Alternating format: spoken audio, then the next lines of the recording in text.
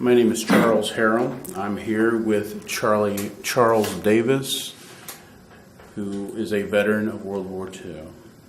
For the record, Mr. Davis, can you please state your full name? All right. Charles Lucian Davis. And what is your current current address? 2311 Pimmit Drive. P as in Paul, I-double-M-I-T Drive, Unit 605, Falls Church, Virginia. And what is your birth date, sir? June 8, 1919. And where were you born? Staten Island, New York City, New York.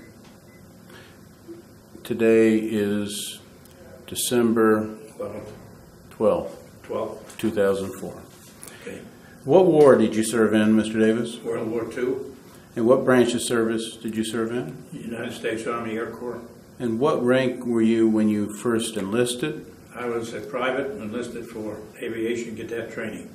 And what rank did you achieve during World War II? First lieutenant. And before you retired from the service? Lieutenant Colonel, U.S. Air Force. What exact bomb group and bomb wing and so forth did you belong We to? were in the 304th Bomb Wing, the 459th Bomb Group, and I was in the 756th Bomb Squadron. We were in B-24 Liberators. And where were you stationed? We were stationed at Julia Field, G-U-I-L-I-A, near Cerignola, Italy, And that was with 15th Air Force. with the 15th Air Force, yes. Mr. Davis, before we get into your war experiences, I'd like to know more about you. Can you tell me about your parents? I'd be pleased. I was born to Henry Clark Davis and Florence Linda Lindgren Davis in Staten Island, New York, as we said. And my mother was, my grandparents on my mother's side were both born in Sweden, emigrated here in the late 1800s. And my father's family was here from generations and generations. And as I grew up, I had an older sister who was 10 years older than myself. And I had a brother who was 3 years older than me, and I was the youngest of the family. Growing up was really, really nice in Staten Island. It was a kind of a rural area. It was part of New York City, but it was one of the boroughs. It was quite a rural area. It had a lot of truck farms, as they called them, on the island, and it was a really great place to grow up. What was your dad's job? My father, I'll go back a little bit. Before World War I, he had a waterproofing business that was nationwide, and one of the buildings he did was the Flatiron Building in New York City, which at the time was the biggest building built. And in World War I, they drafted, they were all technicians who worked for him. They took all his technicians, they were highly skilled, and they went into the military, so he had to close down that business. After World War I, he went into the real estate business, and in those days, the realtors sold all of the insurance except life insurance, which was health, but all of the commercial and real property insurance was handled through real estate brokers. That's just the way it was. And he had founded Davis and Davis Realty Company, and then he sold insurance as an adjunct of the corporation. Did he spend a lot of time with you growing up? Oh yes, as often as he could. I had great parents, and when I was born, we lived in a 13-room house on Staten Island. It overlooked Manhattan Harbor, and every morning when my brother and I woke up, we shared a bedroom. We looked out the front window, and we looked right at that very thing that you see in the postcards of Lower Manhattan, with the East River and Hudson River. We looked at that every morning. And my dad was, as I say, he was quite well to do with his waterproofing business. And he did very well in real estate. He made two businesses get successful. And then my mother was the other Davis. It was Davis and Davis, and my mother was the other Davis. And my dad never learned to drive a car, though we had a Model T.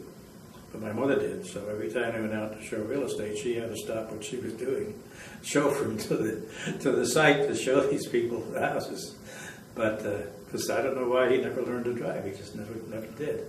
Was it mostly always houses, or was it super huge buildings too? Anything that was for sale, if he could list it, he would list it and sell it. They didn't have the computers that they have today, so most often the realtor that listed the house, he would be the guy that would sell it too. They didn't have this ability to advertise it to all other realtors.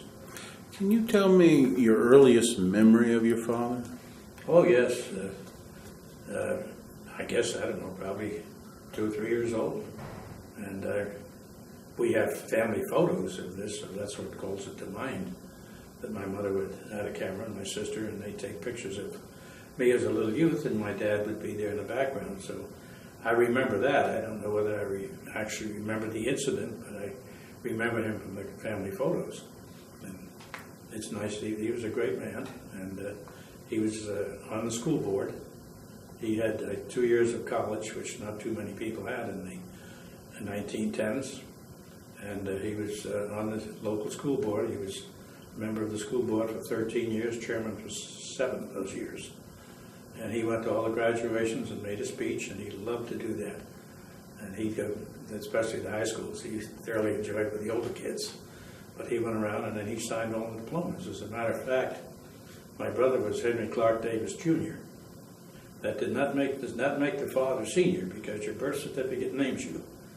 And I doubt that very many people, when they're born, have senior added to their name, because that doesn't come till later.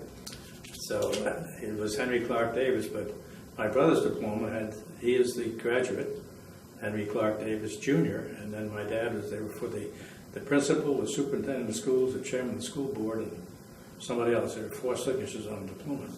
But here was a diploma issued to Henry Clark Davis Jr., countersigned by Henry Clark Davis.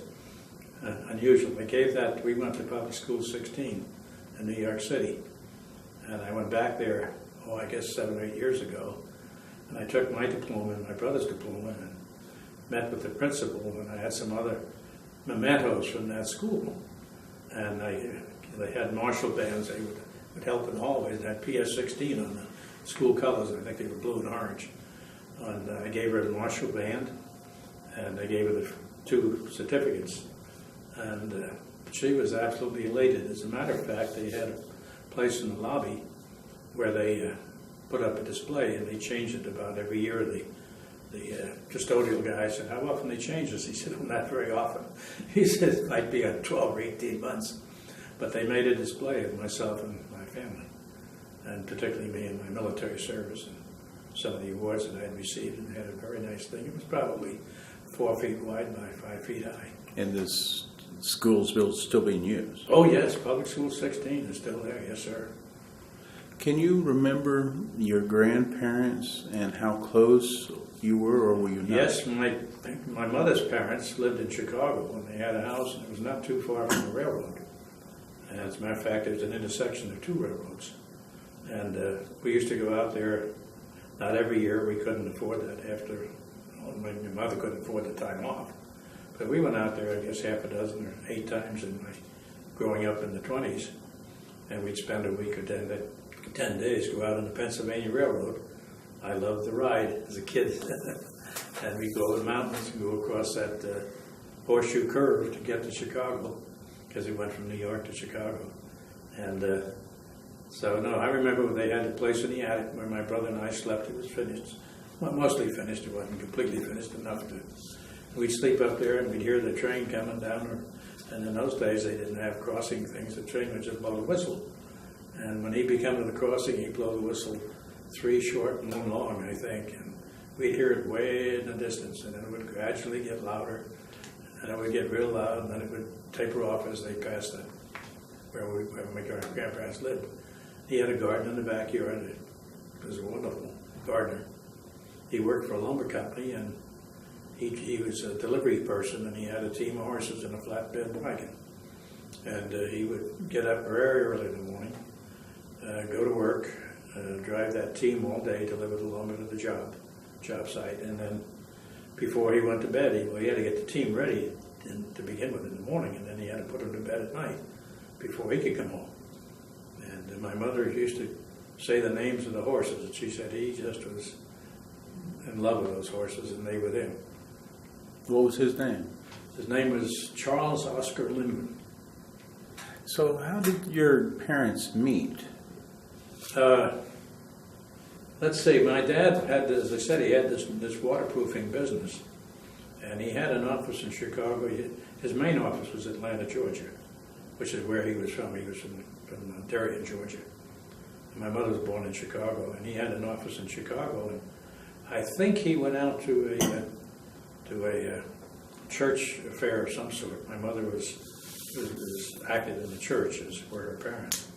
And he went to some kind of an affair, and he met her, and I don't know, somehow from there on, they eventually got married. How about your father's parents? Sir? How about your father's parents? I didn't know them too well. I think my grandfather on his side, I think was probably already deceased when I was born. I don't remember my grandmother. I have pictures of both. And from the pictures, I know if I saw them, I would know who they were. My grandfather on my father's side was a minister. Those days they called him preacher. And he had a big long beard that went right down to his belt buckle, a big skinny one. And my grandfather had a nice little round, on my mother's side, nice little round beard that was about 4 inches long, white beard. You mentioned your dad was from Georgia. Moving to New York City for him and having a family there, did he have a southern accent that you noticed? No, but his sisters did. He was one of 9 children. There were 7 boys and 2 girls. And one of his brothers was, along with a part of it, was in the Marine Corps. He went to the Naval Academy. He graduated in 1894. I stand correct, 1896. And he opted for the Marine Corps, and he was appointed as I guess they all went out as ensigns for a year. It must have been 1894. He went out as ensigns for a year, and then he went to the Marine Corps as a 2nd lieutenant.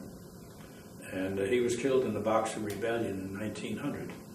The Boxer Rebellion was over in China, and the Chinese said, death to all the white people. So all of the countries, the Dutch, Holland, Germany, France, Britain, United States, Australia, they all got together and they went up the Yangtze River and they relieved the embassies.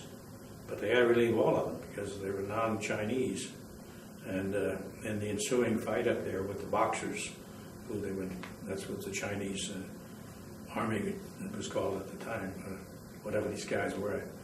And he was killed in that war. He's the only Naval Academy graduate killed in that war, and his name is on I think it's the 2nd floor of Bancroft Hall. They have a panel with all of the different people, graduates were killed. And who was he?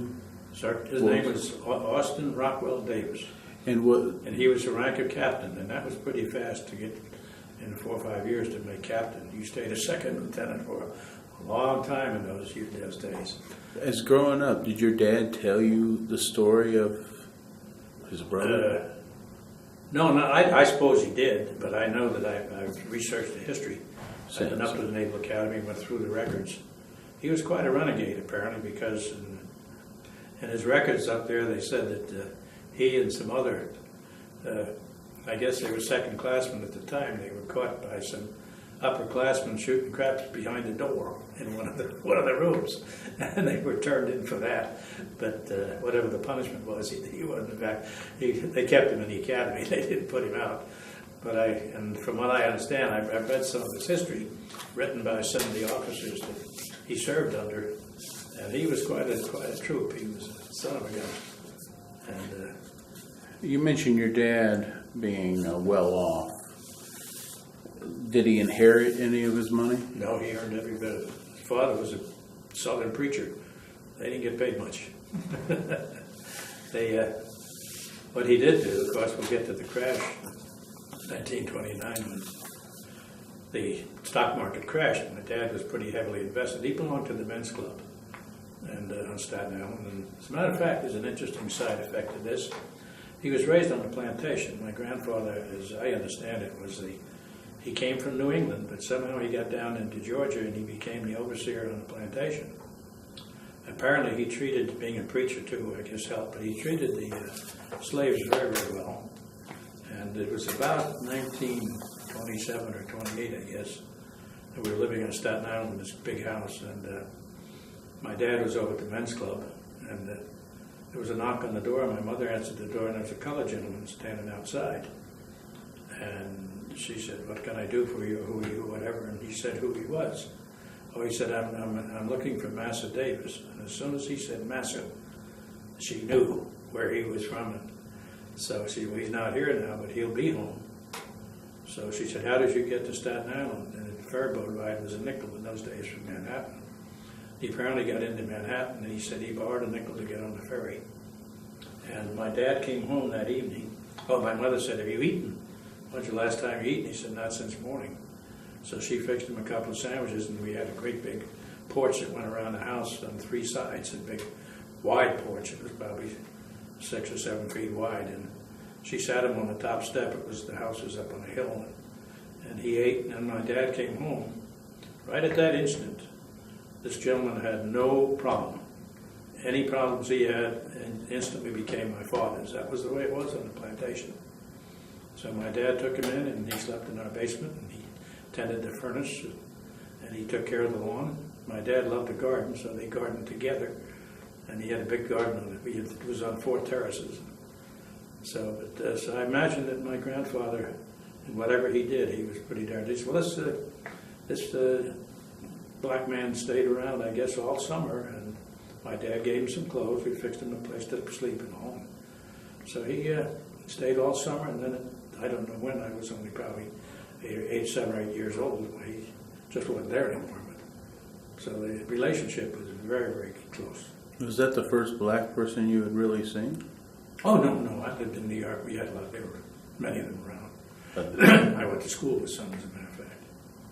No, but just this particular one had been a slave, I think, on my granddad's plantation. And you do remember he and my dad were the same age. They grew up together. You remember him being in your house? Oh, yeah, because my brother and I, we did things, and we got good. Remember, he used to take a nap in the afternoon, and we had a bank and terrace in front of the house, and he'd lay down on that terrace. And I think one time my brother and I thought it'd be real smart to I'd pour water on him. We did something to him anyway. When my dad got home, we had a little trip to the basement in the belt. We didn't do that again. While you were living in New York, did your parents attend parties and live a very high social life? No, my dad belonged to the men's club, as I say. My mother, I don't think she ever took to that so much. She was more concerned about her family, and she had 3 children. And, of course, his being in the men's club didn't hurt his business practice either. That was one of the things that anybody belonging to the men's club, they're going to sell a house, they immediately called him in. Did you travel much as a child before the crash? No, no, we didn't. We, just say we go to my dad would stay home, of course, but my mother and my brother and I, my sister was in high school and she couldn't get away, but my brother and my mother would often, not often, but we went to Chicago, as I say, maybe every couple of years to visit with her parents. And when you went to Chicago, you went with your mother and your dad didn't go? No, he had a business to run. You didn't take vacations in those days. Your business was 52 weeks a year. They didn't have the luxury of vacations. You mentioned your brother. How much younger was your brother? My brother was 3 years older than I am. Older. Mm-hmm. My sister was 10 years old, and he was 3 years older. And then came the Depression, and my dad got wiped out. He was well invested in the stock market because he had enough money to do it, and he got wiped out, and he went to bed, I guess, middle class, wealthy, and woke up absolutely poor. Lost a house? With everything.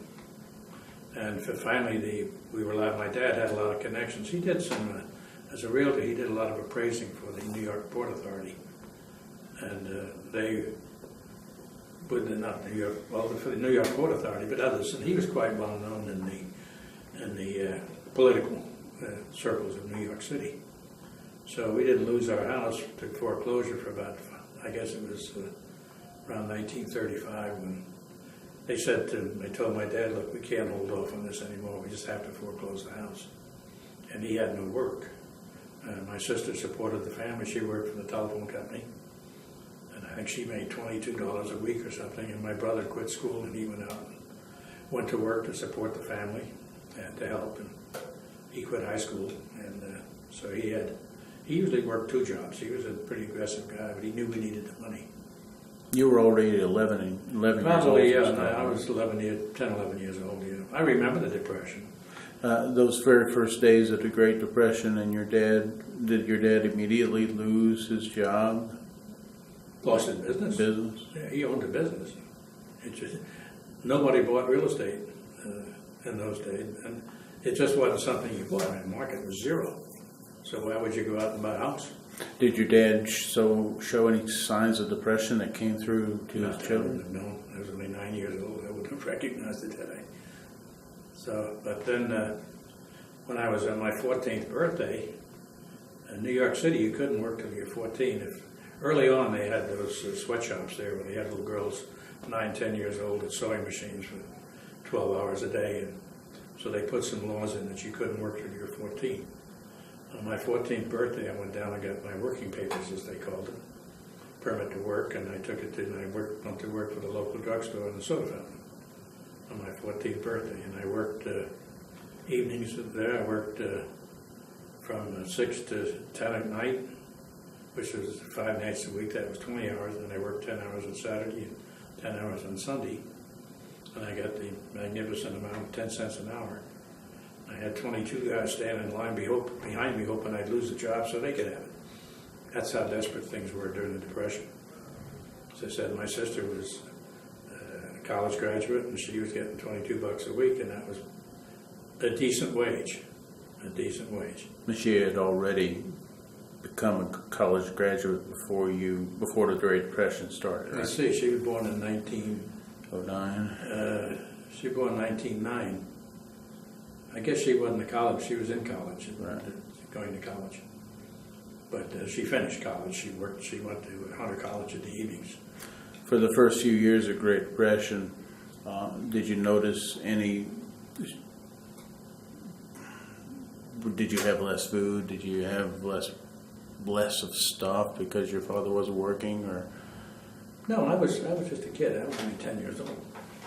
And I went through it, as I say, when I was 14. No, I knew that the family was hard up, but so was everybody. You know, it wasn't that today you have a lot of really poor people and you have a lot of middle class people, and there's quite a gap in between. In those days, most everybody that was poor.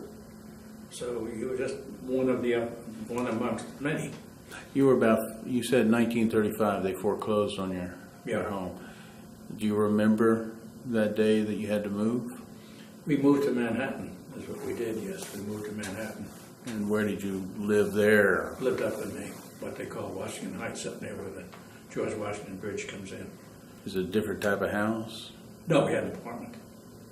Oh, you didn't have any money to buy houses. Houses took money. We didn't have money.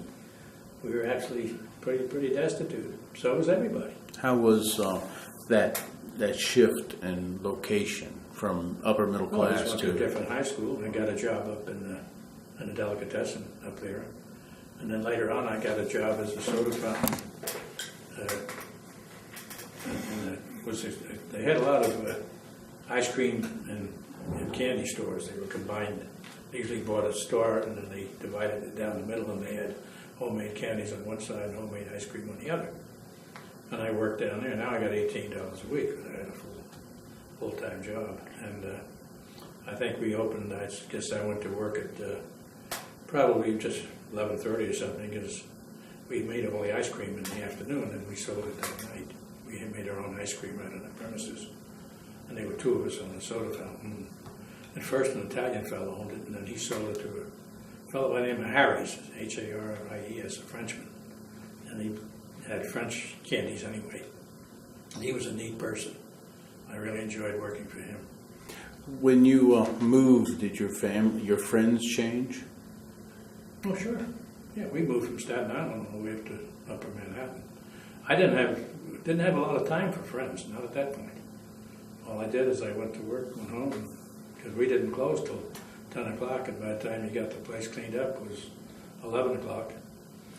Is there one friend that sticks out of your mind that you had before the move and that you you kept in touch with after? Oh yeah, we kept in touch with the folks, but I didn't see them every day like I had before. No, well, we knew all the neighbors. In those days, if when we were kids, if we went out and misbehaved before we got home, my parents knew about it. Because everybody knew who we were, and if they saw us doing something we shouldn't be doing, they got on the phone and called my dad. He knew before I got home that I'd been in mischief. Can you describe your neighborhood before the move? Yeah, it was all big houses. And the school I went to was Public School 16. It was in an Italian neighborhood, which a real Italian neighborhood. It was not too. Staten Island had a bunch of piers for the ocean-going vessels to come in and unload their cargo.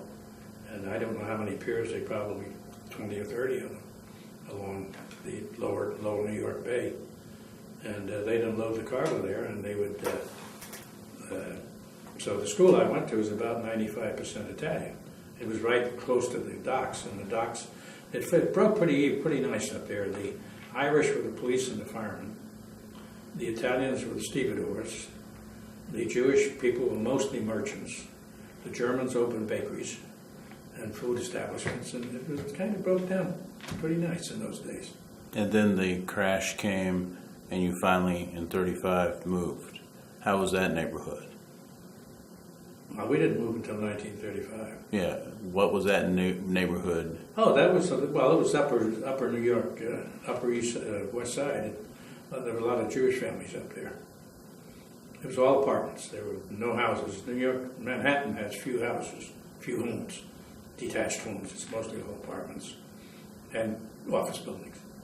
Did you find it to be hard to change from living in a big house to... No. Mm-mm. And then we moved. My sister was going to Hunter College, and she had quite a travel after she was working and then going to college and then coming way up to Washington Heights. So we moved over to East 69th Street. Hunter College was on the east side around in the 60s or 70s, that's somewhere close. She could walk home. Saved her a lot of transportation time. Are you trying to say that your parents were basically living with your sister? My sister was supporting the family. And then in 1936, I guess, it was 37. See, I was 17. In 1936, she wanted to get married. And my brother-in-law was an instructor at the University of Massachusetts. He was an engineer. And sis had her degrees by now. So that's when I quit school myself. I was in I finished the third year. I was in the fourth year, and I quit and went to work on the soda fountain for $18 a week, which she was getting 22, so that pretty much supplemented. So we got along okay. Did your father ever find work during the 1930s? He was 59 years old when I was born, so he had been successful in creating two businesses, and he's just beyond the point. He was pretty long in years by then. When was he born? I couldn't see. He was 59 in 1919. Okay, that's good. This was 15 years later when, the crash came. He was 69 when the crash came. And your mother was a lot younger? Yeah. Mm-hmm. Was that his first wife, your mother? Yeah, the only wife, yeah. Okay. As the 1930s went on and you realized the Great Depression was making people poor, what was your ideas about Franklin Roosevelt? Did you have any feelings as the 1930s were going? I think he was, if we had had anybody else, the country would never come out of the Depression. He did a lot of things that were later said that they were illegal. He created the Civilian Conservation Corps. What that did, it took a lot of kids out of the home, and it was one less mouth for the father to feed. And the CCC, the Skyline Drive here in Virginia, was built by the CCC. All those roads were built, and they built all the cabins and the various things that are up there that belong to the Park Service. They were built during the Depression in the 1933 and 34, and they took these second lieutenants from the Army, and they were in charge of this thing, and some of them were engineers. I guess most everybody out of West Point got an engineering degree. So they used these guys to be in charge, and they built all that road and their stone walls, and they built all the structures, the wooden structures that are up there. And if you've ever been up there I stayed in the one in Big Meadow. They have a beautiful hotel up there. And it was built in the 30s. It's just little rooms and little bathrooms, but all made out of pine. All the walls are pine and everything's pine. Did any of the New Deal programs that FDR had, did you recognize them back then? He didn't have any nuclear programs in The New Deal. 1930s? The New Deal. Oh, the New Deal. Oh, yeah. Oh, they are. And then, Did you see them back then? oh, yes. Yeah, that's what I say. It's fortunate that we had him as president during those years because he had OPA, he had WPA, Works Progress Administration, and later on, they were deemed to be illegal. They should never have happened. But he knew that the country needed it, and he went ahead and did it, created these things. Did you ever work for any of those? No, I worked for OPA, and when the war was coming on in 1940, the federal government was in a hiring mode. They were hiring about 1,000 people a day coming to Washington, D.C. every day, 7 days a week. And my brother and I got caught up in that. Didn't get caught up. We wanted to be here. And that's when I came to work for the federal government in 1941. In 1937, when you were becoming 18, 19 years old, what was your dream? What was what? What was your dream? Well, I don't think we had any particular dream except stay alive. You had no dream Wasn't of any this- career? Oh, no, you didn't. You didn't. And back in those days, you have to realize it's not that 95% of the people go to college. 10% of the people made college. The others, if they made through high school, they did well. There were many dropped out of high school because family requirements dictated that they get out of school and go to work. School didn't bring money home to feed people. Work did. So there was a tremendous number of people. I wasn't unusual that I quit school, nor my brother. That was pretty standard. What level of education did you and your brother get? My brother got into I think he just got into the third year. And I'm pretty sure I finished the third year. And I didn't go back for the senior year. Of I high was school? 18, so let's see. I was 17, 17 when I went to work on the drug. I was 17 when I quit, so I would have been in the third year. Did you, by quitting early, did you lose out on some dreams that you were hoping to have? No, because I went into the military. I came to work for the government. Now tell me about coming to work for the government. Okay, they were hiring, as I said, 1,000 people a day. And I came to work for the government in the Smithsonian Institute, and I was what they called a laborer. And then I got promoted to General Service 1, GS1. And I was a messenger for agriculture. After about 5 or 6 months, I switched over to agriculture and got a promotion. And then I got a GS2 for OPA, Office of Price Administration, which is one of the organizations that Roosevelt created. Office of Price Administration. And because of the situation of the war and all of this, see, we came out of the Depression. Roosevelt was bringing us out of the Depression in the late 30s.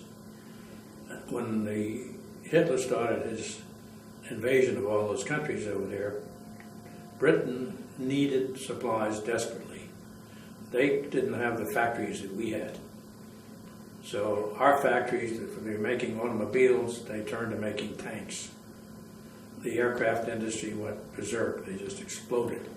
Everything exploded. And that was a big part of bringing us out of the Depression, was the fact that suddenly we had a customer and things needed manufactured.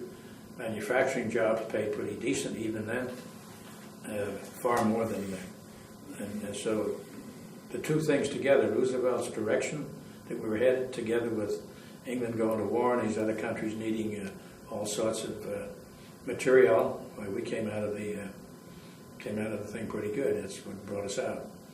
And then, of course, 1942 to 1941, when Japan attacked us, we had to get in it. We didn't have any choice. Yeah, what did you do? You said you were telegram with running messages for Department of Agriculture. Oh, message? Yeah, I just carried the mail. And the then internal mail. And then what was next? What was your next job?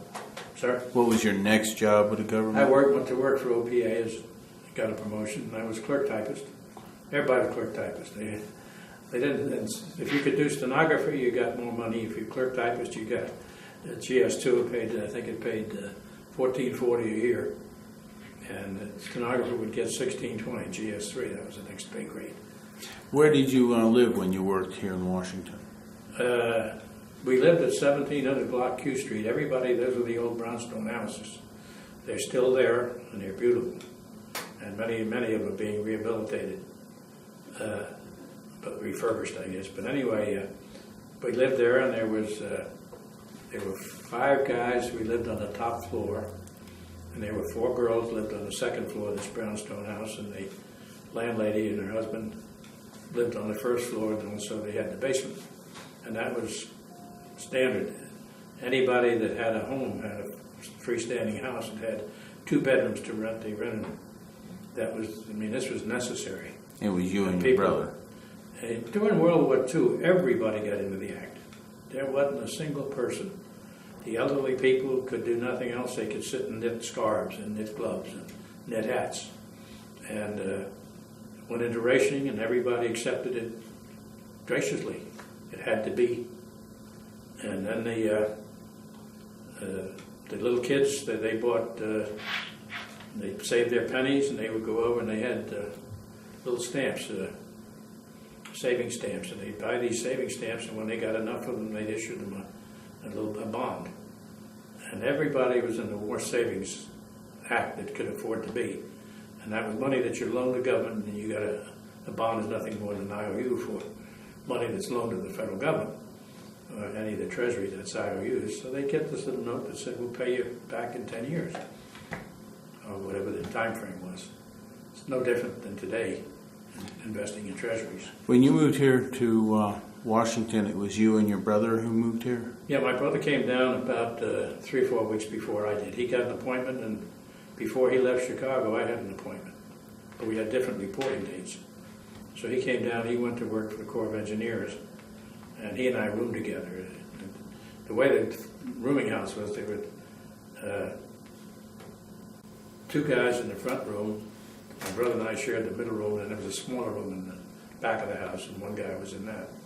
The girls, there were 2 that shared each of the big room in the front, and then 1 in each of the other rooms. And when you say the girls, who were these people?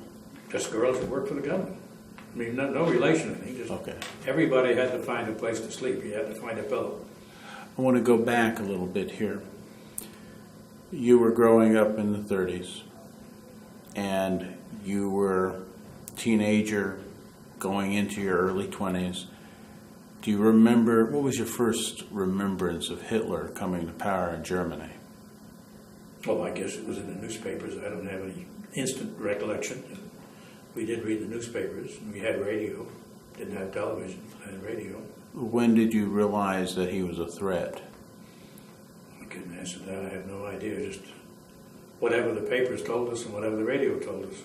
Did you know what he was doing to the Jewish people? Mm-hmm. Oh, everybody did, particularly the Jewish people. And living in a Jewish neighborhood in New York, at least. What was the reaction? I got to go back a little bit on that. We left New York. My grandparents died in Chicago. They died a week apart. And when my grandmother died, and I've always thought, and my family's always thought, that the reason my grandfather died a week later, his life was over when she died. He had no reason to live. And he died, so they left the house to my mother, so we moved to Chicago in 1939, I guess it was, and I went to work for the Union League Club out there I left out a piece of it too. In 1938, I went to work as a elevator operator in a hotel Windermere in New York, and you had to start on the elevators, and then you worked up to the bellman.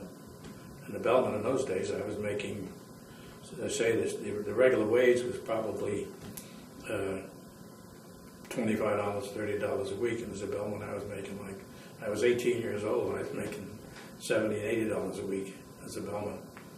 And I did that for 3 years, and then we moved to Chicago that was 1937 when I went to work there, early 37. No, it was June of 37, and I worked there until my grandparents died, then we moved to Chicago, and my brother was working in New York too, and we moved over there, and he was working as a doorman and an elevator operator in an apartment house in Central Park West. So the natural thing to do was to go to Chicago, live in that house. It was all paid for and everything else. So, and my mother we had a lot of relatives in Chicago, cousins and aunts and uncles. So we moved to Chicago, very nice move. Enjoyed the house, and I went to work for the Union League Club. My brother went to work for a hotel, and we supported my mother, and everything was fine. We were getting along. We weren't wealthy, but we weren't poor. My brother and I owned a car between us. How about your dad? Sir? How about your dad? He died in 1937, before we moved to Chicago. And so he's buried in New York City, over in Queens. But so we went out there. It was very nice. And then my brother and I came to Washington from Chicago, and working in the hotel made a big difference, because my brother had a decent job and I had a real good job. I had a really good job. I was making twice the normal wage, and that was pretty darn nice for the family. And so then when we got to Chicago, I said, and my brother and I got these appointments, and I guess we were here in Washington, and sometime later we went into the military. My mother was offered an appointment. She was a good type and takes stenography, so, and they were hiring anybody and everybody, even at her age. So they hired her, and she came to Washington, and she had her own room in a rooming house, which was pretty good because most everybody shared a room. Nearby where you lived? We were already in the military. I see. She lived on 1700 block of Church Street, which was a block away. But we told the people that we knew that there was an Italian lady that had a room and board. There was rooming houses and there was room and board. Rooming house, you just rented the bed, and the room and board, you got meals as well. The Italian guy that owned where we lived, where my brother and I lived, was from Italy, and he didn't speak. He spoke broken English with Italian, and people we knew that spoke Italian said he speaks Italian the same way. He was in between. Nice guy though. He was a bookmaker. He ran a book on the side, took bets, and he ran poker games. Did you have room and board or just room? No, just room there. We bought it across the street. Not really. We didn't have full boarding, but Mrs. Gamarino was her name, and she and her husband had a little restaurant. So she had spaghetti 3 times a week, Tuesday, Thursday, and Sunday. And we were invited to come over there, and she'd have just wave after wave after wave. I knew every Italian barber in the city from eating over there. And most of the barbers were Italian too, by the way. One of those things, ethnic things that happened. But so when my mother came down, we put her in touch with our landlady and Mrs. Gamarino. They kind of looked after her and see that everything went well. And she had a very lovely landlady. They got along real famously. They were pretty much the same age, and she looked after my mother. So my mother was, while she was by herself here, she was not by herself. She had a lot of support. Do you remember when Hitler started World War II in September 1939? Does that date? No, just as I say, just from reading. I wasn't into this stuff. Just from reading the papers. I mean, I was not a historian or anything like that. I was just a kid working, and the main concern we had was working and getting enough to eat. So there was no fear here in America that you saw? Oh, no, not that I saw. And then December 7th happened. December 7th happened, and Roosevelt got on the radio and told us what had happened and said we declared war. What was your feeling? Disaster. It was a total disaster. This country was going to go to war. World War I was the war to end all the wars. And all of a sudden we're back at war. And this was pretty hard to take for everybody. The whole country felt the same way. Had you known World War I veterans? Oh, sure. Did they ever describe how horrible it was to you? I don't think I ever asked. It's not like today. Like right now we're doing something here. This never happened after World War I. the World War I history, what's recorded, is mostly books written by people who were in the war, but there was never this kind of a thing that you're doing now, unfortunately. And it's good fortune that we're able to do these things today. How did you find out about Pearl Harbor?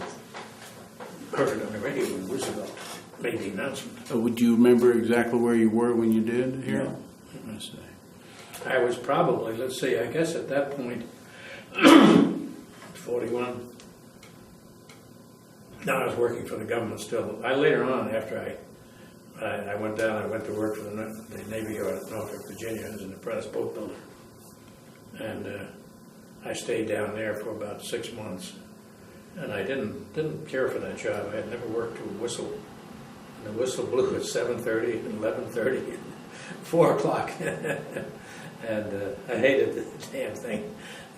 But the yard was a big Navy yard, and they had this whistle in the middle of the yard, and everybody would stop work and start work and go to lunch and come back from lunch, and you'd better be back there right in the instant too. What did you do down there in Norfolk? I was an apprentice boat builder. We made and the Navy had it, and boats were only up to 40 feet, and ships were 40 feet and above. That's how they described it in those days. They don't anymore. But they did then. We made the shore boats. The sailors came ashore, and then we made the captain's dinghies, beautiful things with teak and mahogany. Mostly woodwork, or was Oh it? yeah, I was a carpenter, basically. Yeah, everything was wood then. We didn't have that much steel.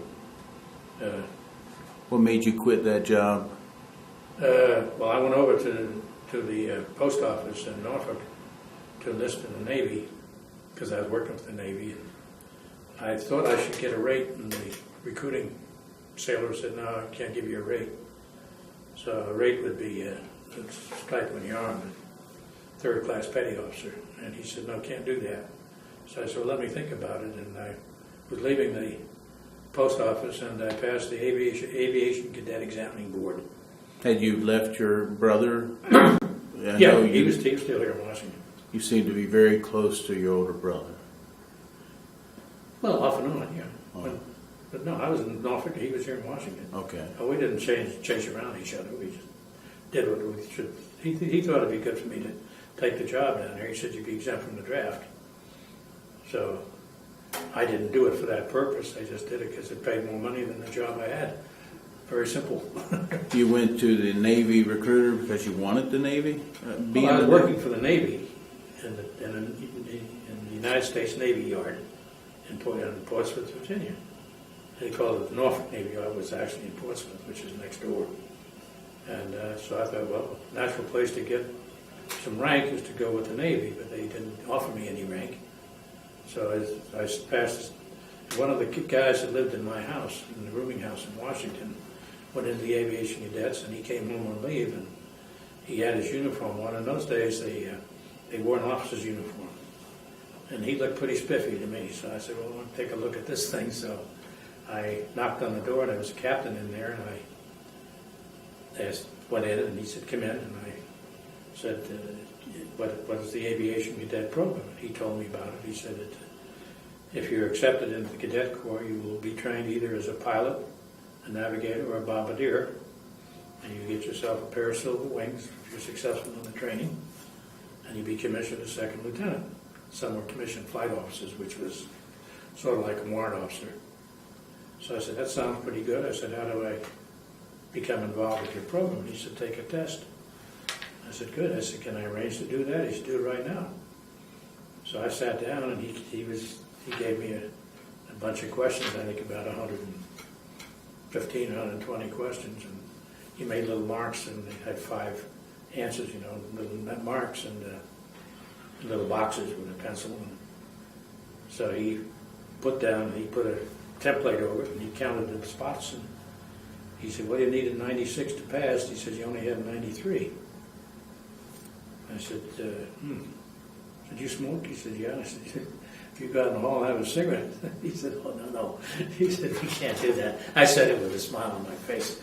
I didn't expect it from a captain. But anyway, I said, no. I said, what do I do now? He said, go back to what you're doing. And he said, you asked, can I take the exam again? He said, in 6 months you may. I said, okay. And so I went back, and I guess he had my address and everything, and I guess that I got a telegram.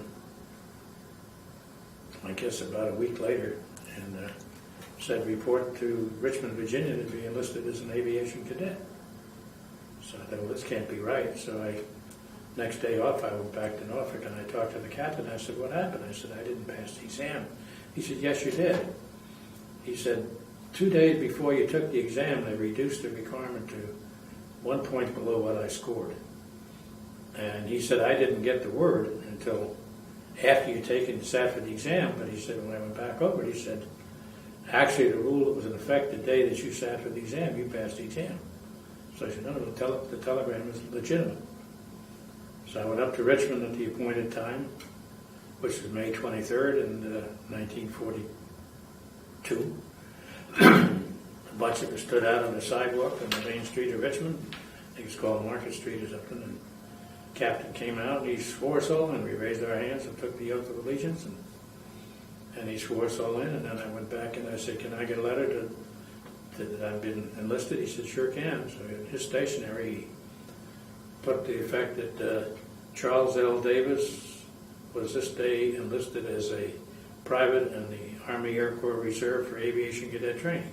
Now, did you have any romances before this time? I mean, girlfriends? No steady girlfriends. So it didn't look like you were leaving anybody behind. Oh, no. So I went back to Norfolk and what they called the foreman, leading men. I went back to my leading men and gave them this letter. And I said, well, I guess I'm going to quit my job. And he laughed. He said, Davis, he said, you do anything to get away from that whistle, wouldn't you? He's about right. I didn't do it for that purpose, but it fit. So I came back to Washington, went back to work for OPA from May until November 11th when I was called to active duty. Same thing, though, doing the same type of clerk? Yeah, I was a clerk typist, and at night I worked for Call Carl. Well, even before I went to Norfolk, I worked for Call Carl, which was an emergency road service. Drove a little yellow truck, and we could change flat tires and give jump starts and things like that. And we had a wrecker too. If we couldn't fix it, we thought it would be beyond, when we got the phone call, beyond repair, we'd take the wrecker and tow it into the garage and leave it there. So I did that for a while, and then I went to work at Schwartz Pharmacy, which was quite a pharmacy at 21st and R Street, which was a really nice neighborhood. I went to work as a short order cook on the soda fountain, but they did cooking too there. I didn't do any cooking most of the day. I did this at night. I moonlighted. And then I went to work for a Whalen drugstore, and I started out as a senior drug clerk. And after just a couple of months there, I had the manager. The pharmacist was always the manager, and they were always assistant manager. So the pharmacist said, Charlie, he said, we got a new pharmacist coming in. He's right out of pharmacy school.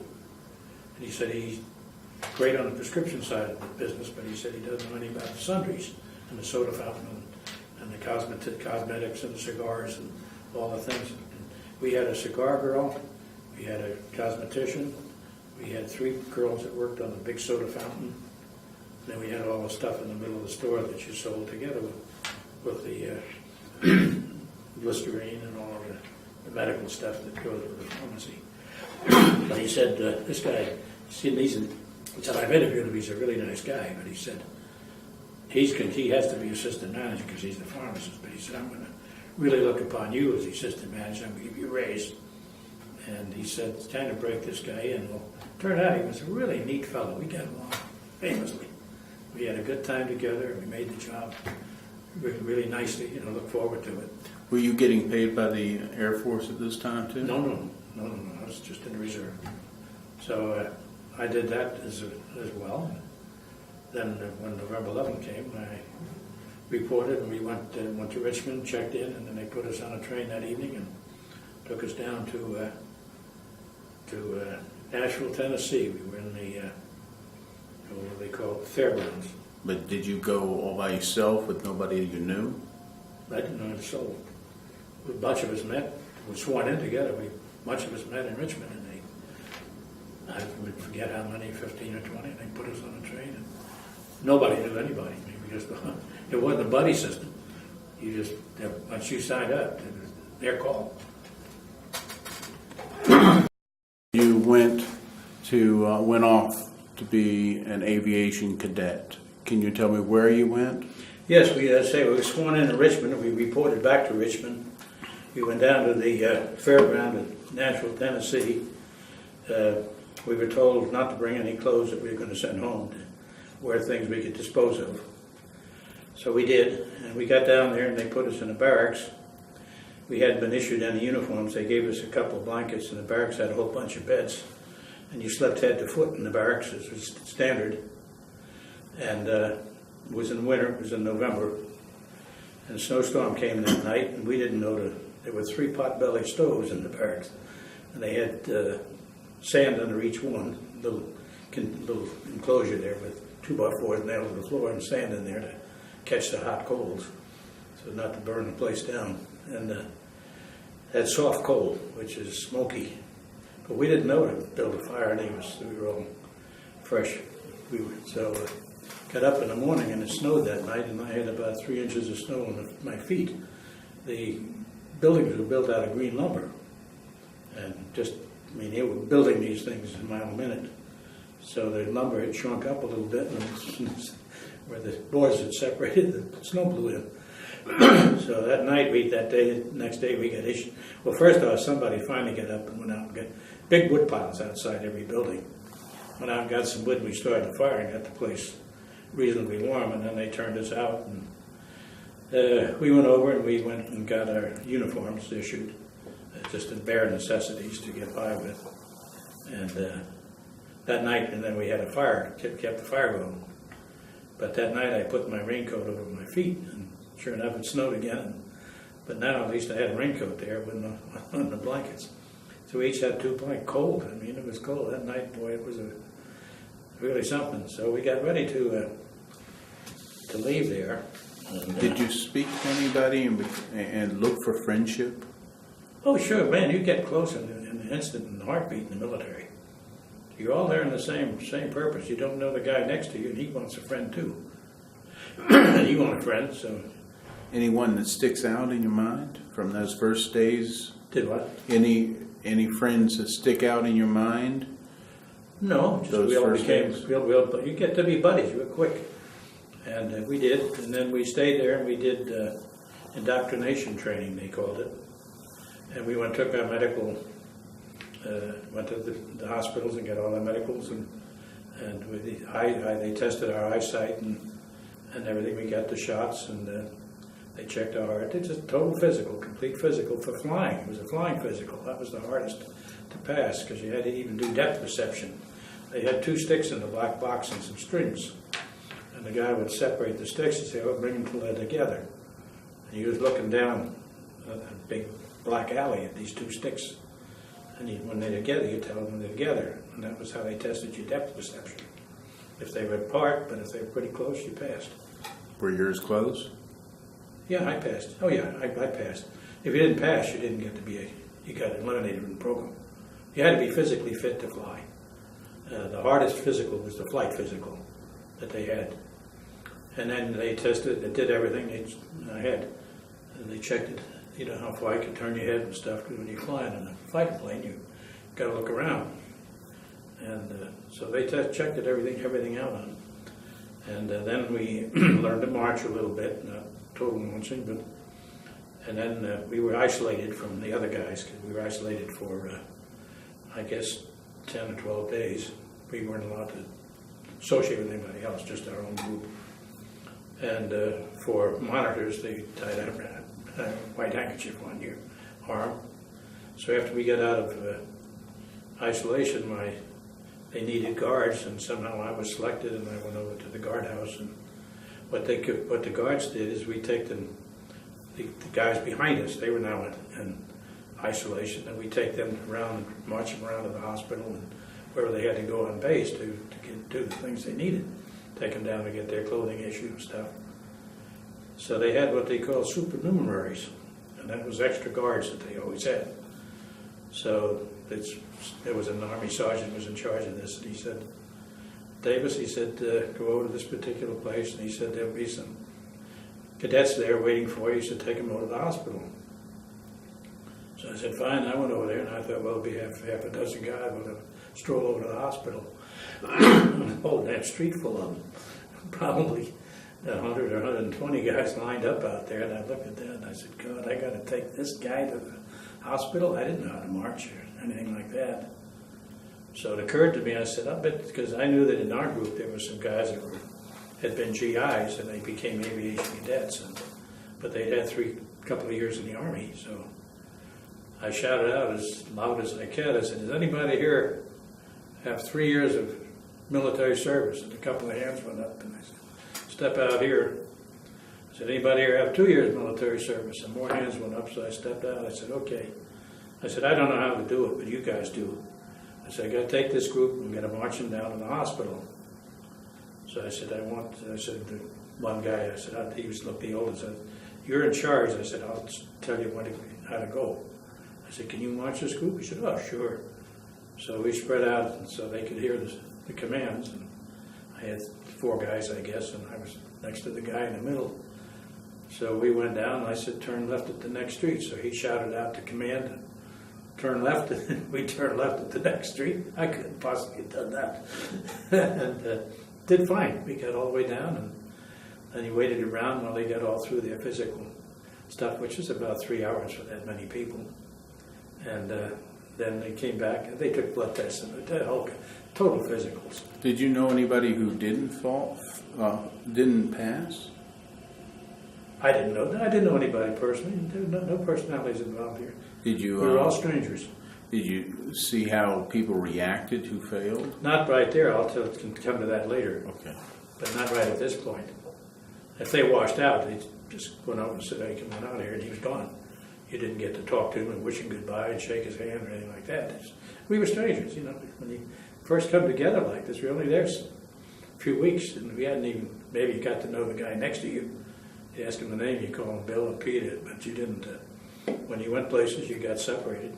And what was the name of that place you were at in Nashville? It was the fairgrounds. Was it an Army base too? It became one. Okay. The Army just took it over. They took over whatever they needed.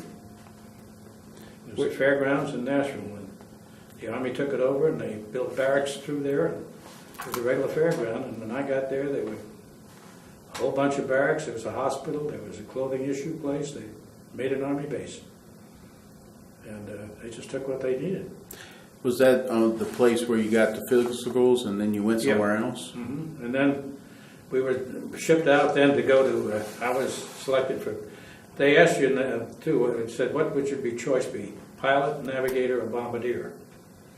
And I wasn't really, I was, let's see, this was 1942, I was 23 years old.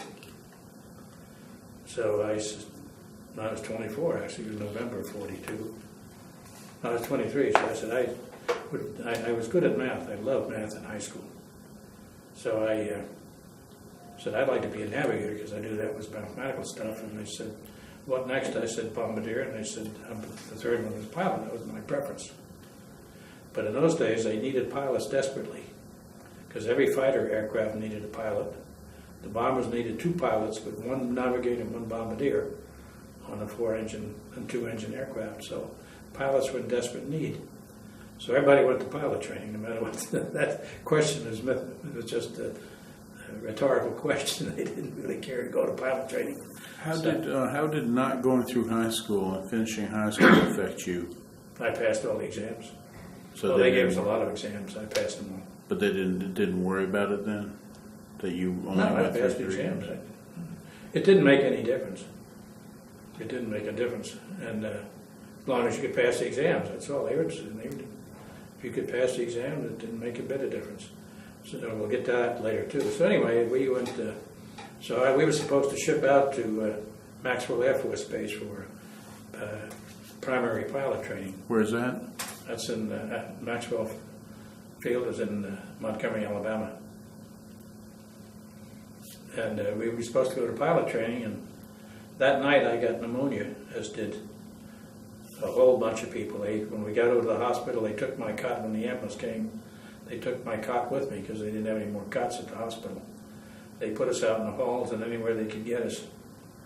And so all my clothing had been packed up and put in my footlocker the night before, and they took the footlockers in the early evening, and when it got time to go, I couldn't go. I was really, really sick. I was sick anyway, but then so they just getting everybody, they just had a hospital full of pneumonia patients from that lousy weather in the barracks, and the fact we didn't know how to care for ourselves. And so the hospital was loaded. So all my clothing went to Maxwell Air Force Base. I came out of the hospital and they shipped me to San Antonio, Texas. Now I bought my footlockers in Maxwell in Alabama. San Antonio was the Aviation Cadet Center. It was called Aviation Cadet Center in San Antonio. It was called Upper Kelly Field. It's now known as, Lackland Air Force Base. It's a training center. That's where all the initial enlistees go for training, for basic training. So I went down there, and they did issue me a pair of fatigues and one pair of khakis, and I think one pair of shoes, just the minimum, because I already had clothing. So I had to get by on just one pair of fatigues and one pair of khakis. And you say that I did, and I go out to physical, and we wore blue trousers with a gold stripe down the leg and a T-shirt and all. I go out to physical training, I'd be wearing my fatigues, and the sergeant out there said, "Hey, you're out of uniform." I said, "It's the only uniform I have." And I'd have to explain to him, and then he said, "Okay." So finally, I guess after 10 days or 12 days, my footlocker caught up with me, and I had all my uniforms. But so we went there and did a hell of a lot of. We had a lot of classroom work. We had we learned to march. We marched everywhere we went. We had loads of physical training, and they whipped us into shape. And we had fellows come in; they were quite large in girth. And 3 weeks later, they lost 40 pounds. I mean, they really worked you. You ran the obstacle course every day. You did gymnastics every day, 2-3 times a day. They'd have you out in the field with a gym instructor, and we'd really be working hard at it. And everybody came out of there, boy, we were all muscle. How long did you stay at Lackland? That was, let's see, we were there for 18 weeks. No, 9 weeks. And we had a class system. We had upperclassmen and lowerclassmen, just like they did it. We were cadets. We were aviation cadets, especially, but we were cadets nonetheless. Just like Naval Academy and West Point were cadets too. So we had an upper class and lower class, and every morning the cannon went off at 6 o'clock, and at 6:05 we had to be out in the drill field, fully clothed, stand inspection. And the upperclassmen it was cold in the mornings down in San Antonio, so they come out. We lowerclassmen, we had to put our shirt and tie and trousers and shoes and overcoat on and cap, but the upperclassmen, they just put on their trousers, shoes, overcoat, cap, and they fastened it up across their neck. They got away with that. When we became upperclassmen, we got away with it. But no, we had the gig system that if the lieutenant came around and they had to pull your bed so tight that he could flip a quarter in the air and it had to bounce off the blanket. If it didn't bounce, you got a demerit, and a demerit meant you spent an hour walking tours. You went out on the parade ground, you had a place where you walked up and down and spent an hour walking the tour. And did you ever get a demerit for anything? Sir? Did you ever get a demerit? Oh, sure, we all did. I don't remember how many, but sure, we all walked tours. And then we had classroom work, and then we also did a guard mount. And my group, my squadron, unfortunately, we had a physics test every Friday morning, and every Thursday morning and Thursday night we got guard duty. Guard duty was from 6 p.m. till 6 a.m. And they had 3 shifts, A, B, and C. So A would be out for 2 hours, and then the sergeant would come around, or we had cadet officer of the day too, senior and junior. We had 2 of them. So they come around and get you, and they march you down past all the guard stations, and the 2 guys in the front, one guy would fall out and take that guard post. The guy in that guard post would fall in the back end. So by the time they got back, all the guards were changed. And they'd march down and do this, and had a rifle with a bayonet, and then you had 4 hours to rest, and then you went back on the third, they called it not flight, they had a name for it, relief, first, second, and third relief. So if you had the 2 hours of the second and third relief, you could go back in the barracks. And you had, each relief they had 2 floors, and the relief that was being posted would be out being posted, and their beds were empty. So you come back and you take their beds. And then you'd have 2 hours on, and then but we always wound up with a physics test on Friday morning. So we drag in for the physics test, but I guess we all made it. But it was not fun. Were you truly learning a lot of stuff? Sir? Were you truly learning a lot of stuff? Oh, yeah. Yeah, we learned aerodynamics and a little bit about engines, aircraft engines, and propellers, and all of the things you needed to know. Later on, as you went through the course, when you flew the aircraft themselves, they taught you that engine. I mean, you learned that engine. And so we went from there, we went to primary flying school at Corsicana, Texas, Corsicana. And that was a really neat place up there. It was run by a contractor, and the beds were 3-quarter beds. The food was exquisite. Man, they had food like you wouldn't believe. There were 2 cadets to a room, and between every 2 rooms they had a bathroom, so there were 4 to a bathroom, which is pretty decent. And instead of just a bathroom for, let's see, in the barracks there were 30 cadets on each floor, and each floor had a bathroom. They had maybe 12 sinks, so if you wanted to shave, you had to get there. If you want to be out early, you had to get there early. Well, 2 guys would be standing in front of the same mirror, didn't make any difference. But now we had just 4 guys to a bathroom. And the food was wonderful. We didn't have to march. We could go down to the aircraft. We were flying PT-19As. We could go down there just as long as we arrived on time. And we usually go down in a bunch, but we weren't in step or anything, just mosey down. And the instructor, they were civilian instructors and then military check riders. And the instructor that I had, he didn't know it. He had turned out, he thought he had 5 pilots, but he had 5 bombardiers. We all washed out. And we went back then. From there, they sent us back to the back end of the cadet center. They had pyramid tents, 6-man pyramid tents. And they sent us back there to await an opening in another school. So we 5, we went in the same tent, and we got to know each other now. Because Who were those 5? Sir? Who were those 5? Do you remember that?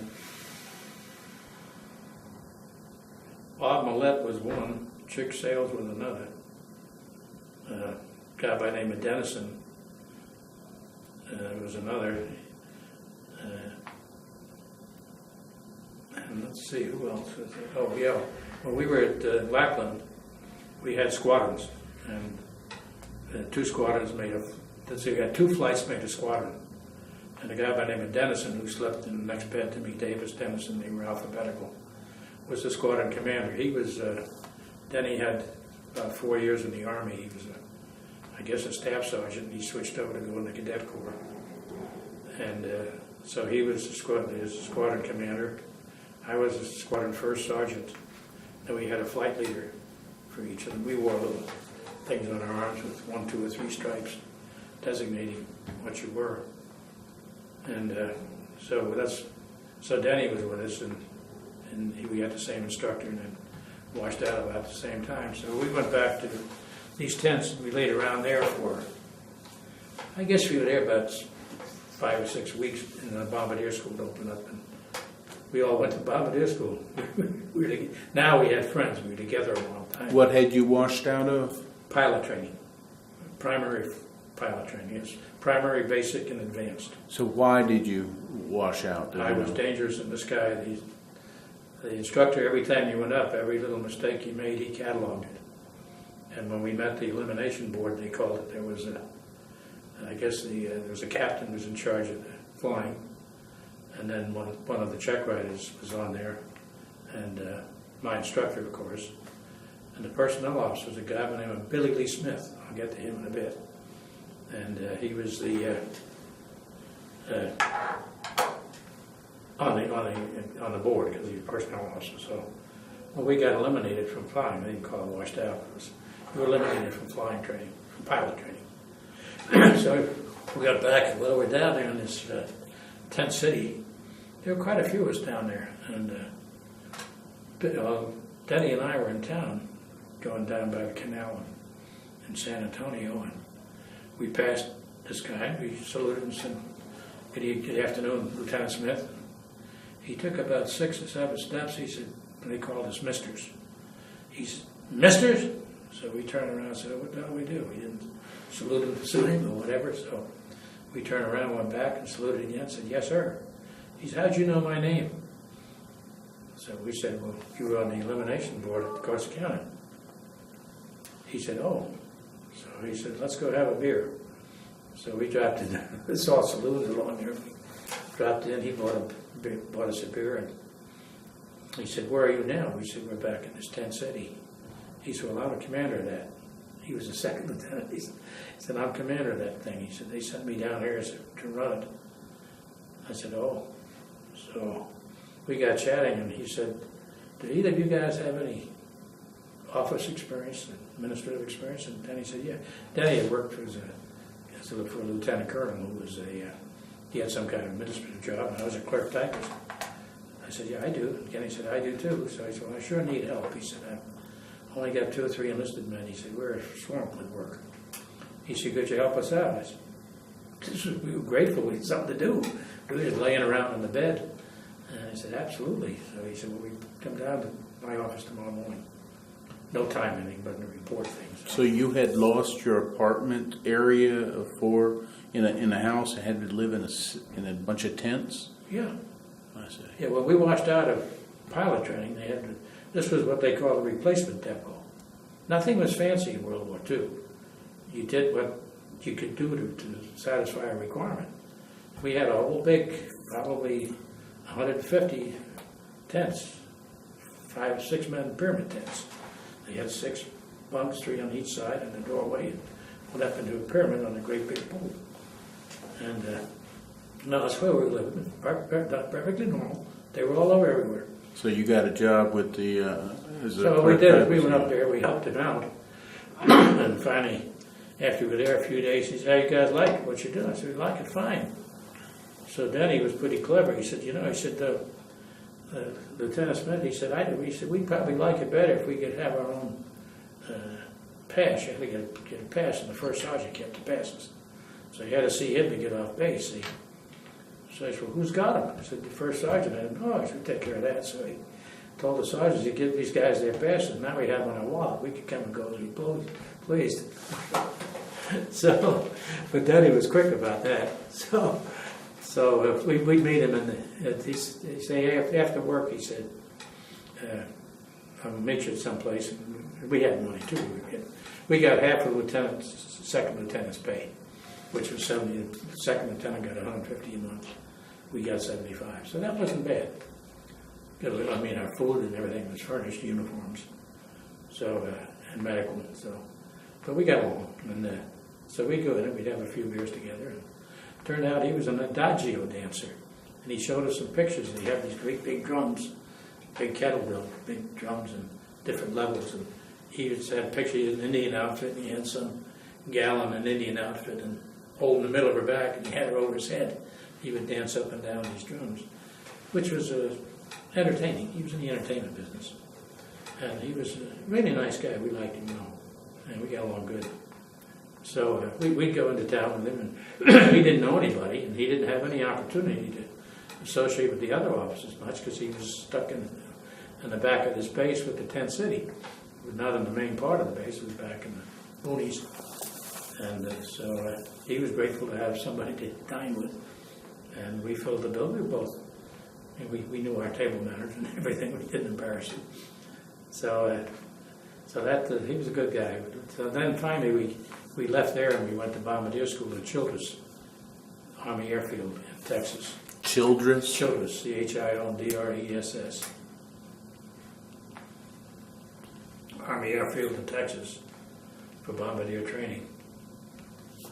And again, we went into We lived in barracks there, wooden barracks. And you were same 5 guys, Sir? same 5 men. You were with the same 5 men? Yeah, oh yeah, now, yeah, we were up there and we all got the same, A, B, C, D, E, F, and, so while we were at Childress, we went down, we trained in bombardiers, and we all graduated on the 23rd of August, 1943, as bombardiers, and we got our silver wings and our second lieutenant bars. Now, I was the second lieutenant, I hadn't completed high school. But that didn't bother anybody. So we went from there, we had a few days leave, 10 days I suppose, and then we reported back to Salt Lake City. Now we split up, because Salt Lake City was a place where they made up air crews, and they sent us out to the fairgrounds at Salt Lake City where they built a bunch of barracks, and the same soft coal situation. I mean, not soft coal. You could wash your clothes, put them on, and an hour later they were black. That smoke was, the fairgrounds were like in a punch bowl, and the smoke had nowhere to go. You just lived in it. You couldn't breathe hardly. It was terrible. So a bunch of us, I think we were up there together again. We're not in the same tents, but we got together and we rented a couple of hotel rooms in town. We moved into town. And we had to go back every morning and check the bulletin board to see if our name came up for assignment. And what we did is we made up air crews. The air crew was 2 pilots, a bombardier, a navigator, and also 6 enlisted men. And you were at Salt Lake City at this time? Yes. Salt Lake City, in the fairground. So we made up crews there, and then we got assigned. We were there longer than we needed to be because the pilots were late coming out of. They went through pilot training, and then they had to go to multi-engine transition. They went to B-24 training, and they were a little late getting out of that school. Whatever happened, they had some down days when they couldn't fly, and they had to get some number of hours before they could do it. So they came out late, and we were there an extra probably 10 days waiting for them, which was okay. We'd moved into town then. Had you known any of these pilots? No, they went a different route than we did. Okay. So they assigned us as a crew, and then they moved us over to it's an air base right on the, half is in Utah and half is in Nevada. And the hotel that was straddled the line had a black line painted down the middle of the lobby, and that was the border. And on the Nevada side of the line, they had slot machines and gambling and a saloon, bar, drinks and lounge. On the other side, they had the sleeping rooms on the Utah side. And Utah, we have to remember, is very religious Mormon country. So we were there, and we had barracks and everything, reasonably decent barracks. Well, the officers did. I don't know how the enlisted men lived. I was never over there. And you were in a crew then by the time? Yeah, we had made up crews. Yeah. And a crew made up of? Pilot, co-pilot, bombardier, navigator. We were all second lieutenants. 6 enlisted men, 3 sergeants and 3 corporals. And you already knew those, you got to know those people by the time you got to this Air Force base? We met each other, yes. And then we went over to, I wish I could remember the name of that base, but then the weather was so bad we never got to fly. Never got to wheel up. So they sent us down to March Air Force Base where the weather was better. And we did what they call combat crew training at March Air Force Base in California. It's west of, or rather east of LA. Big old base, out one of the big old bases. They had many of them. They were from World War, 1930s. It was March Air Force Base, Maxwell Air Force Base, Langley Air Force Base. There was Stewart Field in New York and Long Island, and they were the old bases. And Kelly was one of them. And they were in existence from 1930s, and March Air Force Base is one of the old ones. This crew you got with, will this be the crew you fly with the entire time? Yeah, was our crew. I'd We like, became a combat crew. I'd like for you to describe each member of that crew to your best of ability. Okay, the pilot was from Ronkonkoma, New York, Long Island, and Joe had gone into the military. See, again, got to go back to the Depression. He enlisted in the military because his father was one less mouth for his father to feed. And so he enlisted in the service in 1937. Joe. Joe Buckler, Buchler. He was, when he went into the cadet corps, he was what they called a first and first. He was a private first class specialist. And he had one stripe up and 5 rockers underneath, but that's the ranks they had in the 30s. And he worked for the medics, and he was at a station in Hawaii. He played shortstop on the the baseball team like a demon. And of course, with no war, everything in the military was, the esprit de corps was around the athletic program. So Joe's duties, he worked for the medics, and he had a dietitian, and his duties were, a dietitian would make up the menus for 2 days in advance, and Joe had a bicycle, and he would make 3 copies, and he'd deliver them to the three chefs, at the 3 cooks at the 3 dining halls. And he'd go out and play baseball. That's all they wanted from him, because that team was more critical than anything. But so Joe, that was Joe Buckler, and then he got into the cadet corps, and he became a pilot. And then the co-pilot was from New York too, Bob Cole, CLE, New York State somewhere, I forget. But he was a nice young man, and Joe was older than I was, and I was no kid now. This is in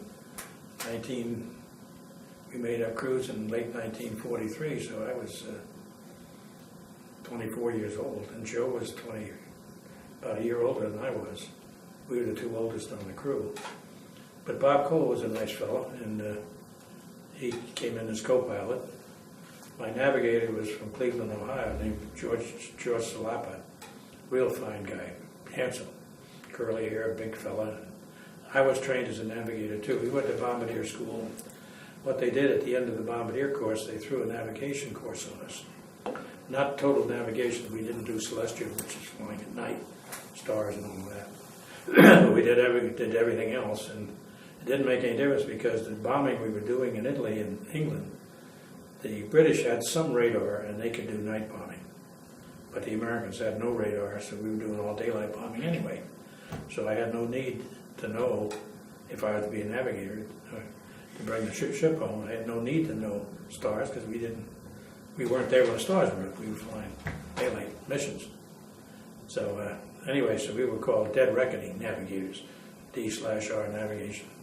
We did everything. We could do intercepts and we could follow the pilot, which is one form of navigation. We could actually tell the pilot how to fly and things like that. We could do everything. I mean, total navigators, except we didn't study stars and couldn't get a fix from the stars because we didn't know how to do it. Though I learned pretty good. George was very, he loved being a navigator.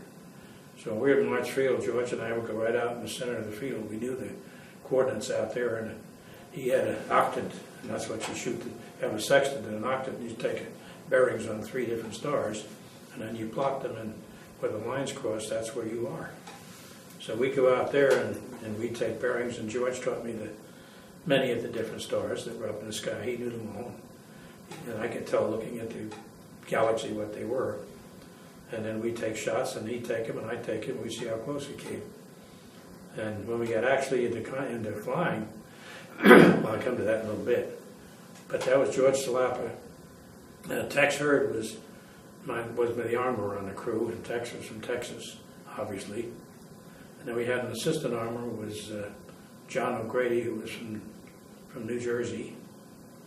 The radio operator was a guy by the name of Pettigrew. He was the radio operator was a sergeant. The assistant radio operator was Dave Labisoneri. He was a corporal, and the armorer was a sergeant. The assistant armorer was a corporal, and then we had a flight engineer, a guy by the name of George Koch. He was from Atlanta, Georgia, and the assistant flight engineer was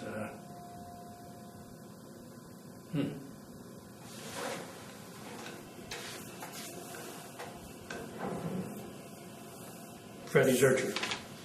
He was from Milwaukee. The Bissonnaire was from Milwaukee too.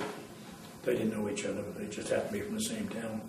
Did you become more friends with one of those people than any others? Closer? Did you get closer to any one of those? Well, the four officers always became close, and the enlisted men too. We all came. You get very close when you're in combat with somebody. Oh yeah, you get very, very chummy. And what we did when we were flying, we were on the first name basis.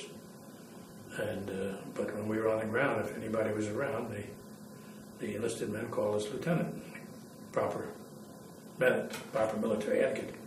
But well, no, you get very, very close. And you depend on each other. Look, if that tail gunner, somebody's attacking from the rear of the aircraft, he doesn't shoot him down, we're all dead. You know, you depend on each one to do his own job. How long did you stay at March Air Force Field? We were there, probably, we did combat crew training. We did some gunnery for the enlisted men, and we ran some bomb runs for me. We did some navigation missions for George. And we combined the navigation and the bomb runs because he would direct us up to the initial point. That's where you start your bomb run. George would direct us to the initial point, and we would I'd go on a bomb run, and we had 3 triangular targets. And I'd run around and maybe we didn't drop any actual bombs, just to score where we'd hit. We had a way of scoring it from the bomb site. And had you ever flown before? You went into the Air Force? Do you remember your first flight and how it felt? No. I remember the first time when I saw a B-24. We were at Hamilton Air Force bases where we picked up our aircraft. But we got a brand new one to take and receive, but I haven't gotten there yet. But no, when I got to March Field, I looked at that. I guess we were at that other place in Nevada, in Salt Lake City. They had it was that air base out there we went to after Salt Lake. Wish I could remember the name of it. But they had B-24s out there, and I had never seen a B-24. I looked at that thing, and it's a weird-looking aircraft. As you can see, it's real close to the ground. And you have to get down underneath to get in it. And I looked at that thing, and I looked at it and studied it a while. And I said, Joe, does that really fly? He said, you betcha. He was a pilot when he was cleared to fly that thing. And he said, you betcha. You had to take that ball turret. It came up when you were landing because the ball turret hung out underneath. You put the ball turret gunner in there and you cranked him down. But when you landed, it was below where the wheels were.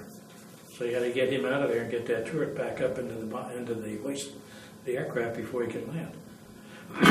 But Dave LeBissonnaire, who was the tallest guy on our crew, and that was a cramped position, and he loved to fly that ball turret. He said, I got the best view of everybody, because he could circle around, he could look up and down, and he said, love it down there. But he had his knees up under his chin, and our missions were 8 hours. We'd have to, at the end of 4 hours, we'd have to let him out. And 3 hours, whenever he hollered for help, we'd crank him up and let him out, put him back in, send him on down.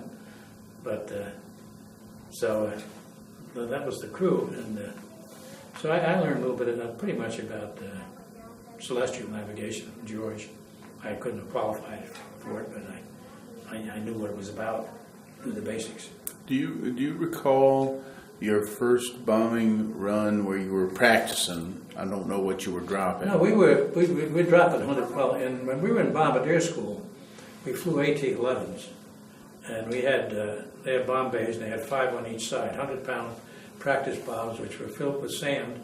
They were probably about 36, 42 inches long, filled with sand, and they had a flash in the nose that just made smoke in a flash. The fuse made smoke in a flash.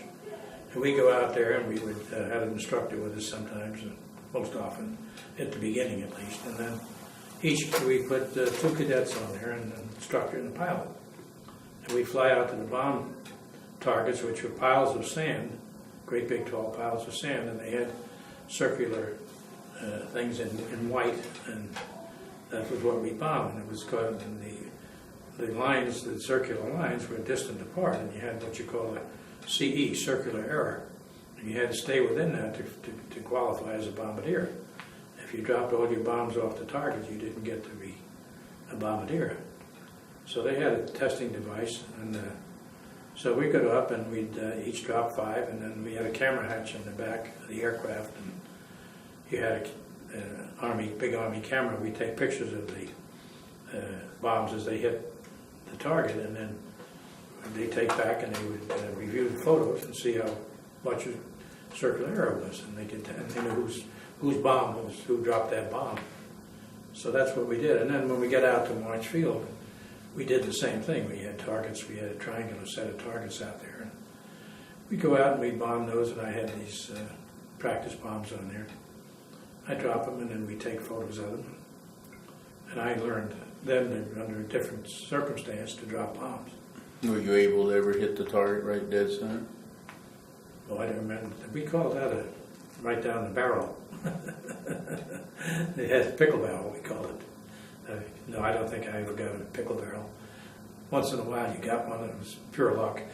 When you're at 20,000 feet, 4 miles away from the target, if you hit a thing within, it's like playing darts, you get right in the middle.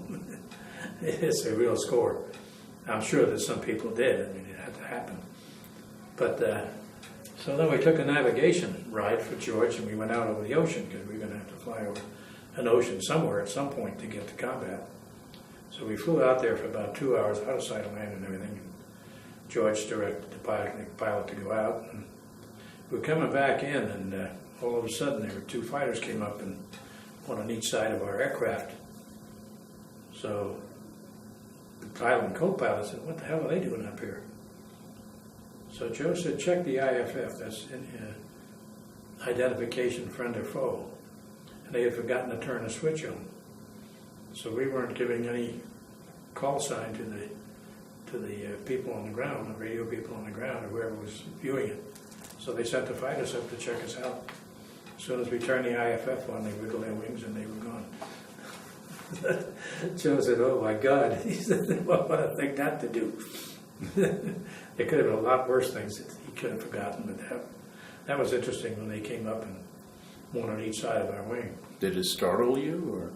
Yeah, it startled us. We knew that we were properly identified, but when we put the IFF, we weren't really properly identified, except we had all the markings of an Army Air Corps plane, and they didn't do anything. It didn't point their nose at us or point their guns at anything. It just got up there till we were, and then Joe put the IFF on, and they got the signal on the ground. We were clean.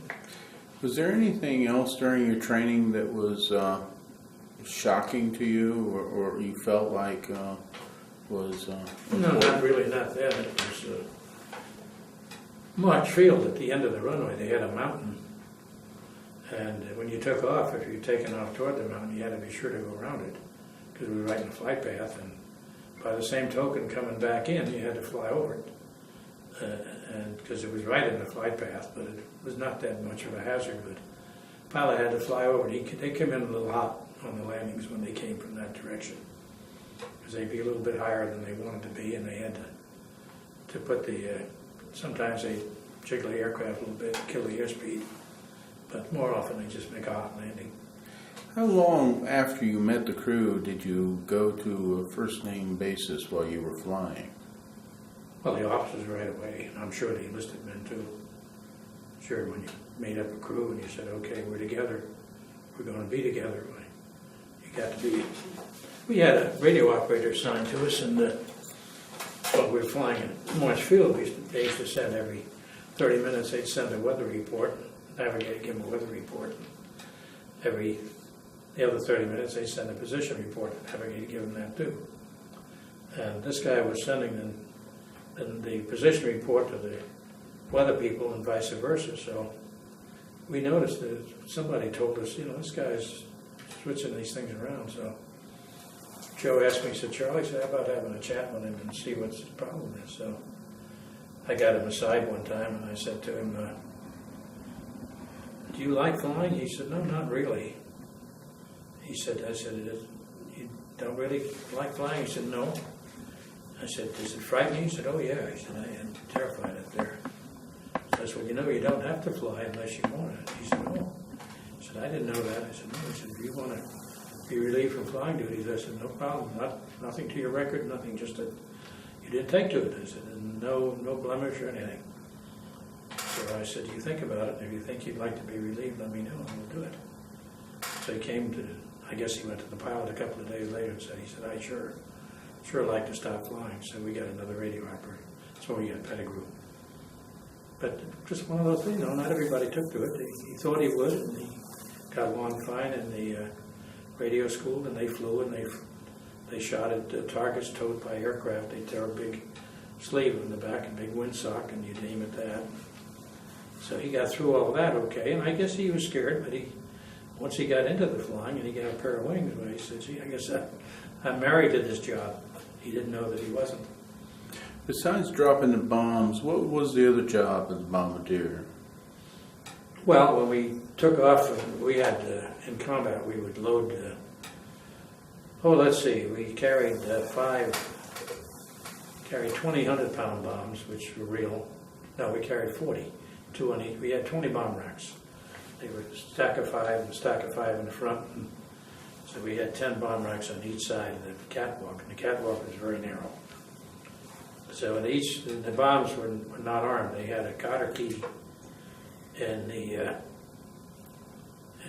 had two fuses, one on the front, one on the back, one on the nose and one on the tail.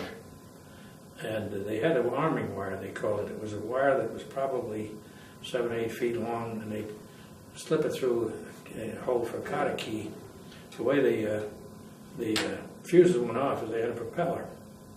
And the propeller would unspin, and when the propeller flew off, the bomb was armed. Up until that point, it wasn't armed. They had one in the tail.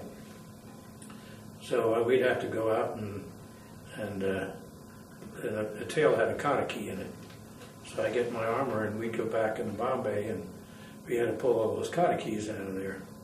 You had to keep them in case the lead bombardier wanted to count them. You had to have them all. And then what happened when you opened the bomb bay doors and I dropped my bombs, that arming wire was about 3 feet longer than the fuselage of the aircraft. So that bomb was actually not armed until that arming wire came out.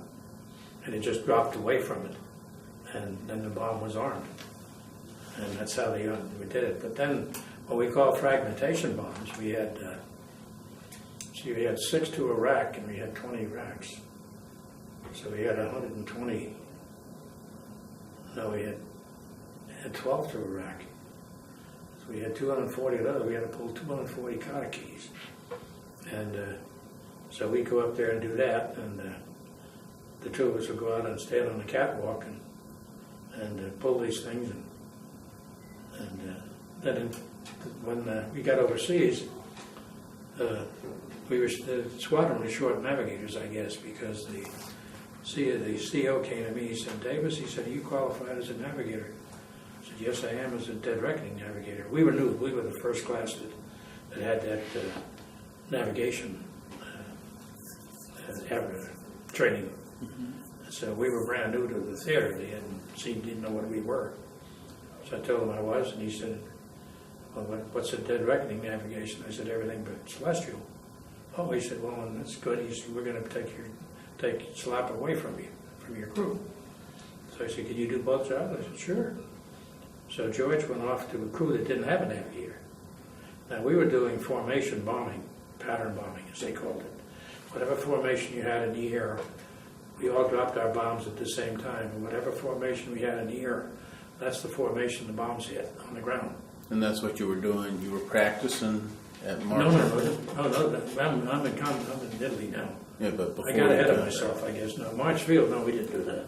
Okay, so tell me. Then after we left March Field, we went to Hamilton Field, picked up a brand new aircraft. I went into the dentist up there. They were giving us the final physicals before we went overseas, and the dentist noticed that I had a wisdom tooth that was growing in 90 degrees contrary to my teeth. It was in the back. So he said, that wisdom tooth getting pretty close to the tooth in front of it. He said, we really ought to take it out while you're here in the States, because he said, I don't know what kind of dentist work you're going to have when you get into combat into Italy or England, wherever you go. So I said, why don't we do that? He said, got a major here, it's a really great surgeon, a dental surgeon. He said, he could probably do that real nice, you won't even know it. I said, fine with me. So they set it up, and I had to spend the night in the hospital in Hamilton. And the reason for it was not the dentist, the surgeon said, I'm going to keep you in the hospital overnight because he said, I know that the dining halls in the hospital are sterile. He said, I don't know about the base dining hall, whether. So you got a big open wound in your mouth now where he pulled his tooth out. And he said, I don't want you to get infected. So the guys enjoyed that. They went back to town that night. Gave an extra night in town. So he picked up a new B-24 there, and each aircraft had a engineer's toolkit and a armorer's toolkit on it, a radio operator's toolkit. And so we left there. We took the aircraft, took off, and we were flying. We flew across the southern tier. So we flew south from there down to somewhere in Texas. Landed, and we noticed when we took off, we had some fuel running back down into the bomb bay. There were all kinds of switches in the bomb bay. So fuel was there, so we cracked the bomb bay doors and we went on down. So we thought, well, somebody spilled fuel somewhere, overflowed something. So we got down there, we took off from down there. By golly, when we were climbing, here came that fuel leak again. So the pilot called for an emergency landing, and we went back and landed. And they came out and looked it over and couldn't find anything wrong. So they topped the tanks, and we took off again, and sure enough, we had a fuel leak again. So we made a lot of emergency landings. We went across to Maxwell, and then we went into, we were supposed to be flying like 4 and 6 hours. We never fly more than 2 hours, and we'd make an emergency landing. And a couple of times we just took off and went right back and landed downwind. But they put everybody on. They put tech reps, and they put engineering officers, ground engineering officers who knew all about the airplane. Couldn't find what it was, and so we took that sucker and we went down to Florida, to West Palm Beach. We went from there down to Parinquin Field, which is now called Ramey Air Force Base in Puerto Rico. Then we went from there to Belém, Brazil, which was a base hacked out of the jungle right on the water in the ocean. And then we had a long one. We put an extra fuel tank in the Bombay. And we went from Belém, Brazil to Dakar, Senegal, North Africa. They're both little tits that stick out from Africa and from the we went across there. And if we hadn't left by 7 o'clock in the morning, we couldn't go because the equatorial front was so severe it would tear the airplane to pieces. So we got off and we were flying along. I guess we were coming to the equatorial. Oh, when we left Hamilton Field, I walked back in the Bombay, and we had 2 each of these toolkits. So all these aircraft were parked all in a row. See, so I said, hey, what's happened here? So John O'Grady, who's an Irishman, John had the neatest grin of anybody ever wanted to see. He's all the time grinning. He grinned at me, and he said, well, he said, there was some in the airplane behind us, and we figured we better have enough. So they went back and they stole out of the next airplane. Who's to say no, you know? So we had 2 each. And so we went along, and so when we flew across the Atlantic, we were flying along about 10, 11,000 feet. If it went above that, you had to have oxygen.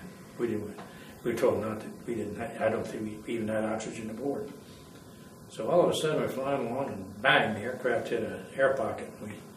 A vacuum. We went straight down, and I looked over I was up in the nose. I had a set of instruments too, but George was navigating. And we were up in the nose, and I looked at my altimeter, and my Lord, we had already leveled off, and the altimeter was still trying to catch up. So the pilot put it in a slow climb, and all of a sudden, I guess we hit an updraft just as bad, and all of a sudden we could feel it, we knew it, and we went shooting up again, leveled off around 10, 11,000 feet, and I looked at the altimeter, it was still behind, it was catching up. That's how quick we went up and down.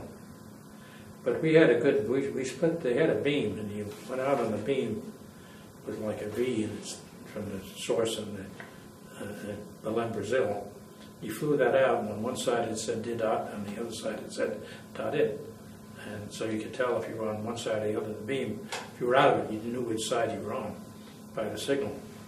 And that was good for, I guess, maybe an hour and a half we had the beam. Then we lost the beam and we flew out just on our own. We had 4 pigeons aboard, 2 homed on Africa and 2 homed on South America. They were in a little box and they had a rice paper there, a little thing on their leg. And you could write down your coordinates, stick it in a thing, and release the pigeons if you were going down. So they know where to look. And I don't know how long it would take the pigeon to fly from halfway across the Atlantic back to his nest. But anyway, so we didn't use them, fortunately. So I went back there, and after a while, there's a monkey back there, and I said, where the hell did the monkey came from? Well, this was built in the jungle, this aerodrome, see, so. And when they said, don't go in the woods, of course, we had a machete that we had. When you flew down, you flew over jungle for 8 hours, we didn't see the ground. All we saw was the tops of trees flying down South America. So we had a machete that we put in our, strapped to our leg, and we had an escape kit we had a little box that had a hook, fish hook, it had a string, had a little compass in there, I don't know, other things, a knife, I believe, things that you would need if you got landed in the jungle and you got down on the ground. And they told us, they had a little book in there that said which things you could eat, which you couldn't eat, berries and the like. They said always follow a river downstream because it's going to go to a headwater somewhere. And headwaters are usually occupied by people. So they said always follow it downstream, never upstream. So we had rudimentary instructions of what to do. So anyway, we're coming across and they got this monkey in there. I said, where'd you get that? He said, oh, one of the guys. We were in the jungle. We went in the jungle. We told them, don't go in the jungle. So we took our machete, a flashlight, and our .45, and we wandered in there. And we didn't go in there 40 or 50 feet, and pitch black in that jungle. So we came back out real quick, but we just had to try it. And the monkeys in the trees, when we were in there, they were screaming their heads off, thick with monkeys. So they said they bought it from some guy that had the monkey. So we're going over to the desert of Africa, got a monkey. That's not the right environment for a monkey. So we got over there and we landed at Dakar, and we overnighted at Dakar. And we had this fuel leak, and we had people come and we spent a couple of nights frequently at a base because they would fly with us in the afternoon to see where that leak was going. Nobody could find it. So we kept on going, and the leak would stop after we got up at level, and we figured, well, we used up enough fuel that it would stop leaking. We tracked the Bombay doors to evaporate the fumes. So we got to Marrakesh. Now we went from there to Marrakesh, and we had to go through a pass, and we didn't have any oxygen, so we had to stay not higher than 10,000 feet.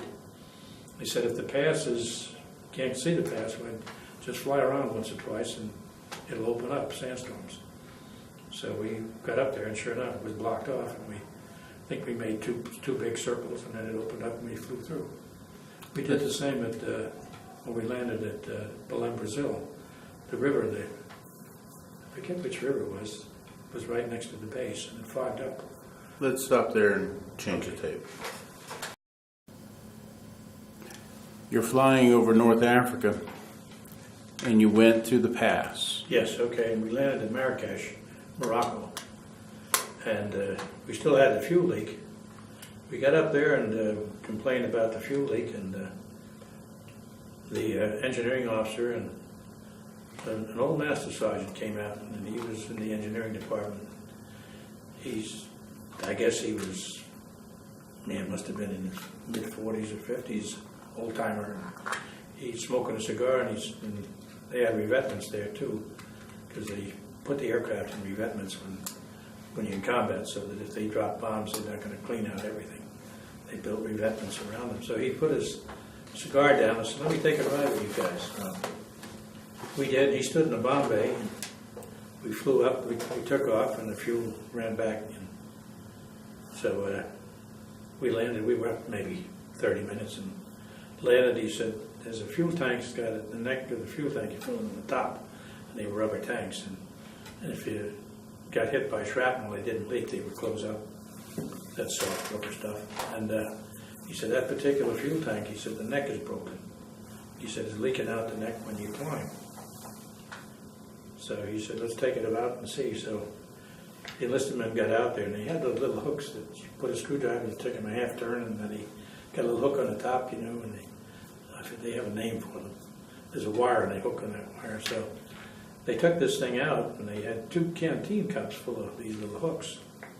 Never gave it a thought that they were all different lengths. They had to be put back in. So took it out, and sure enough, the neck of that thing was broken off. And when we climbed, it overflowed. So you always topped your tanks before you flew. And when they were filled up 100%, when you climbed a little bit in a climbing attitude, it ran out the top of that thing. And after you flew an hour and you got your tanks down, it stopped. The leak stopped. So sure enough, he nailed the one that was wrong. He nailed it. So I think what he did, as near as I can remember that and surmise, is he probably timed it. He said, well, fuel would take, from when we took off and got into the climbing attitude, and when he first saw fuel, he probably figured the distance to which one was leaking. But he hit it right on the head. So we stayed in Marrakesh for 29 days waiting for a fuel tank. We couldn't fly the airplane. It was out of service. And they had the Medina there, which was off limits, and it was the native quarter. And it was in a stone wall, as many things were. They had walls around the Medina, and you weren't supposed to go down in there.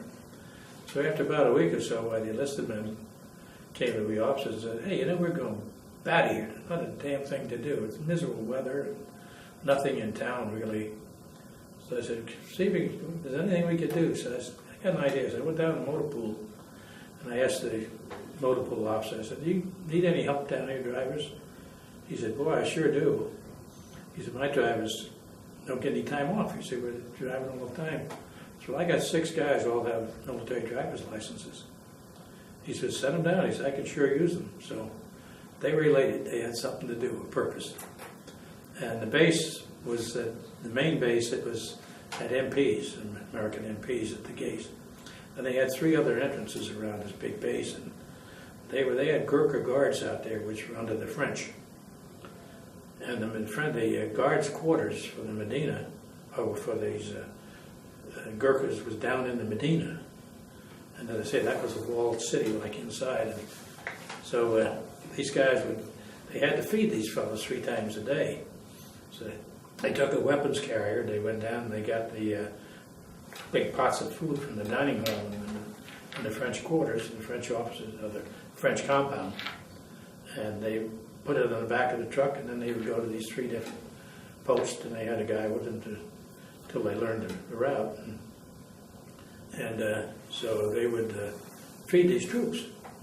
And they had thatched roofs, just 6 poles and thatched roofs, and they slept on those thatched straw blankets, straw mats. That's all they had. And so John O'Grady said to me, he says, Charlie, he said, how would you like to ride down to Medina with me? I said, is it safe? He said, oh, sure. He said, they don't bother me. So I got my 45 and put on. I sat up in the seat next to him. We drove into the Medina. When we went through the gate, the guard saluted and let us go on by, because they call it the Arab chow wagon, was what it was called. So we went down there, and we got into the military compound, and John stopped the truck where he always did, and little fella, the big fella, big tall, they were these guys, Gurkhas were huge, tall guys. So this guy had one upside down stripe. I guess he was the first sergeant. So he came out to meet the car, and John was saying to him, he said, Lieutenant, the officer, and this guy, eyes got big as a house, and he saluted and he ran off. And I said, John, you bastard, you just got me killed. So he came back, and a French major, and a French first lieutenant came up the road, and we introduced ourselves, and the major said, Lieutenant, he said, I'd like very much if you'd come down to my quarters and we'll drink a little wine together. I said, yes, sir, I'd like that too. So I said, how about my sergeant? He said, he comes too. So we went down to the quarters, and we had some fine wine, and he said, "I'm so pleased to have somebody visit." He said, "We never have any visitors here." And he said, "It's so nice," he said, "particularly to have an American officer come and be our guest." So we stayed about an hour, and I said to him, I said, "Major," I said, "don't you think we better go feed your men?" "Don't worry about them."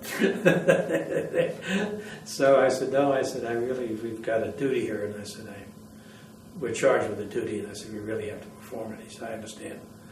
So we went around, we fed these guys, and we got to the last group, and I thought, this little PFC guy, this guy with the one stripe, he went with us, and everywhere we went, he'd fall these guys in, and they'd come to attention. Big tall guy, great big long rifles.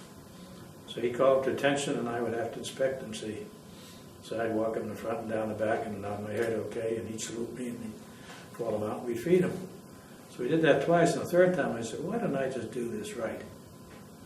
So they got them all lined up, and I took and I snatched the rifle from one of these guys, opened the breech, and what you do when you do inspecting a rifle, you hold it up, see, and you look through the barrel. But you open it, be sure there's nothing in it. So I held the thing up, and it was so damn heavy. As I was looking up that barrel, it kept coming down. I couldn't hold it up there. So finally I closed the breech, and I gave it back to this guy, and I'm sure they were busting their gut, and they couldn't laugh. So I told John, I said, "Well, I just made a fool of myself, didn't I?" He said, "Well, he's not really." He was very generous. But so we went back, and when we went into the Medina, the guy was getting a haircut, so the barber had two boxes. He had a tall box and a shorter one. And the barber was sitting on a tall one, and he just had a straight razor and some water, nothing. And these guys, they kept the middle of their hair. They keep they let it grow. And they wind up and put it under that turban. So he was giving this guy a haircut, and I thought, man, that's got to be an experience. I wouldn't go to him very often. At least not more than necessary. And then the guy came by with a side of beef on his shoulder, and the flaws were probably 2 inches thick on that thing, on the side of beef. And they were walking down where we was taking the side of beef. It was totally, that's why they was off limits. And then they had prostitutes down in, I guess the prostitutes were up in Marrakesh itself. And they kept the prostitutes, and it was tough being a prostitute over there. And the way you got to be a prostitute is they caught you messing around with somebody. They put you in this house of prostitution. And they kept them for these Gurkha soldiers. And I don't know, whatever your sentence was, you just had to accept what was given to you whenever, as often as it was offered, So it was really tough, boy. A tough bunch of people. They got rough rules. So then we stayed there when finally the fuel tank came, and we went up and we were assigned to the 459th Bomb Group in the 756 Squadron, which was at Julia Field, Guilia, and it was Julia Field was. And incidentally, this is what a B-24 looked like that we flew. Go ahead and describe what's on that. Okay, that's the 15th Air Force is on the left, and our group insignia is on the right side. That was the Iron Fist, as we called it, and in the middle was a B-24. The diamond on the vertical stabilizer was our 304th Wing. The checkerboard tail was the 459th Bomb Group, and the shark's mouth on the nose of under the nose turret was our squadron, 756 Squadron. The reason for that was when you formed up, each squadron had to put up 10 aircraft for a mission if they had 10 flyable, and each group had 4 squadrons, so that was 40 from the group. So you had 10 aircraft with the nose, and you had 40 with the tail, and then you had the wing, which was four groups, so there was 160 aircraft in a wing. And the first thing, when we were all assembling in the sky now, and the pilot he was number 7 slot in the squadron. So the first thing and there might be 2 wings up. First thing he'd look for would be the diamond. Say, okay, that's my wing. The next thing he'd look for, airplanes with the checkerboard tail. Now he's got it down to 40.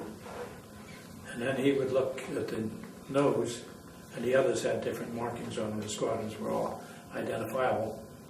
This was one of the squadron markings too, E, whatever.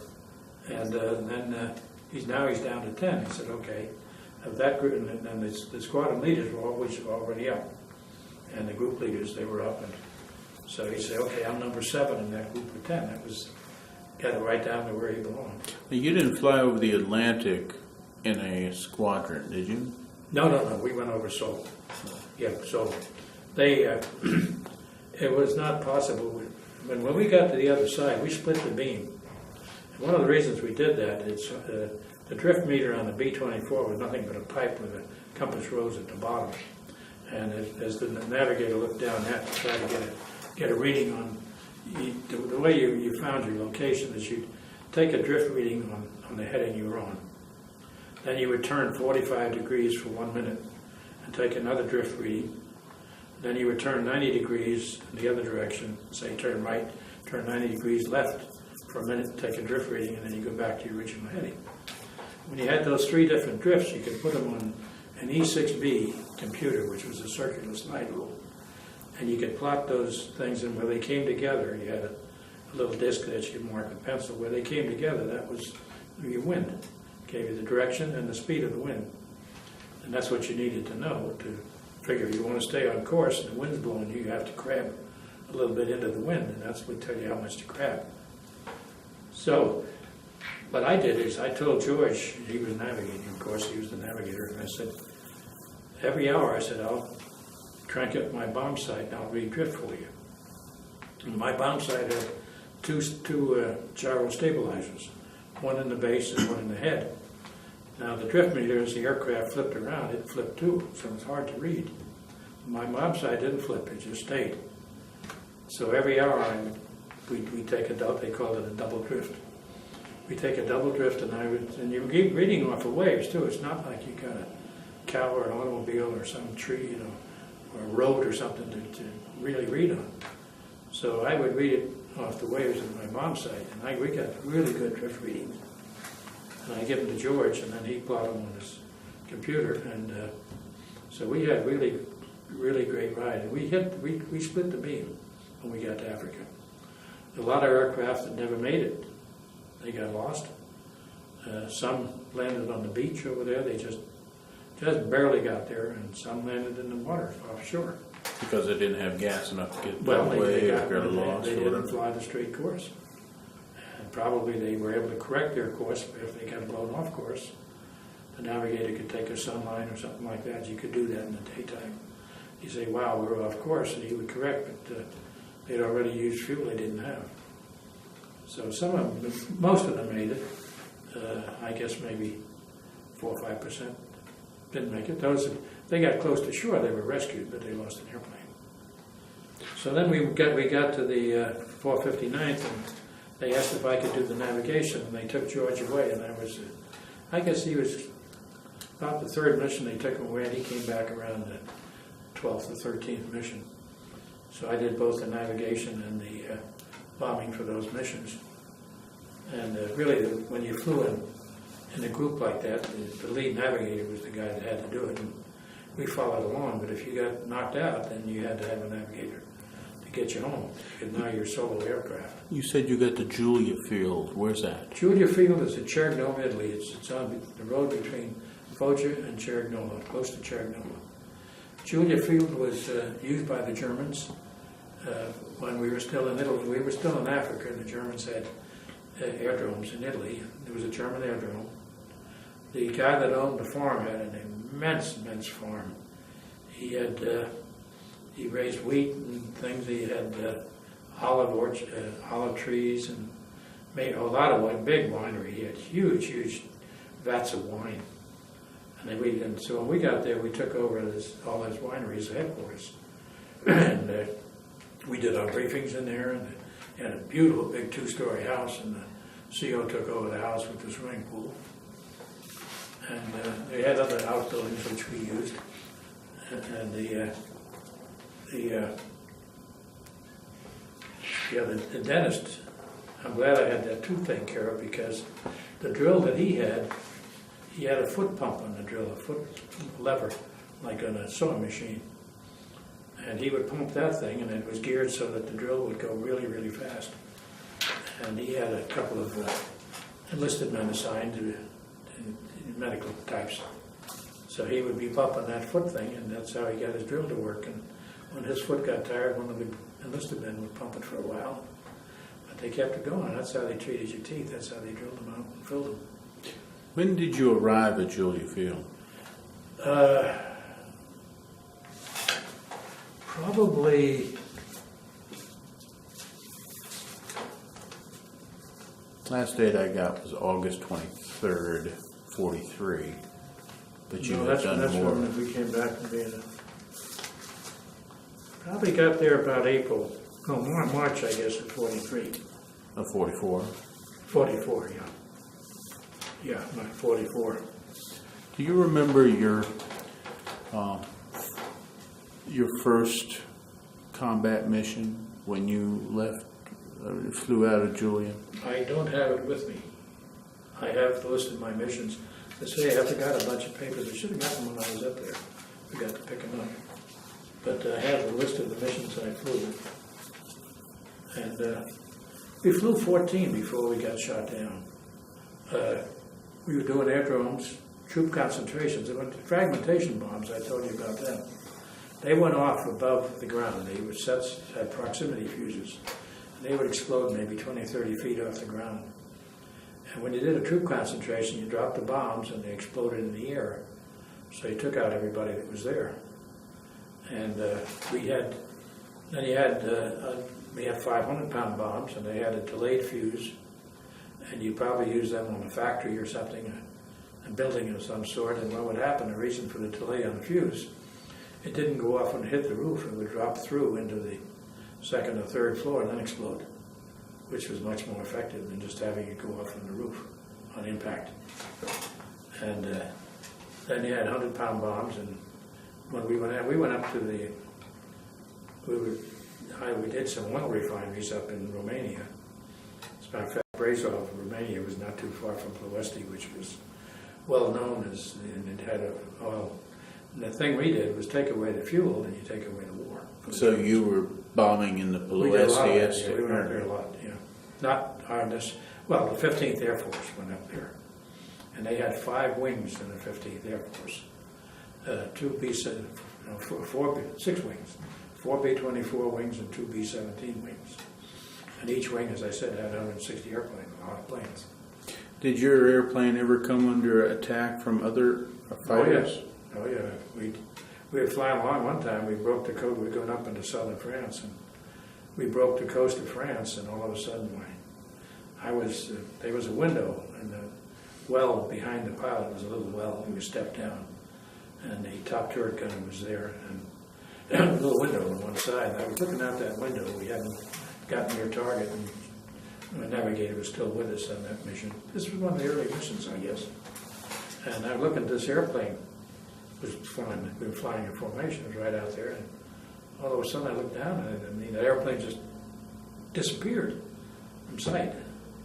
I thought, what the hell? And I looked down, and there it was going into a spiral. So everybody, when the B-24 went into a spiral, into a spin on the way down, you couldn't get out.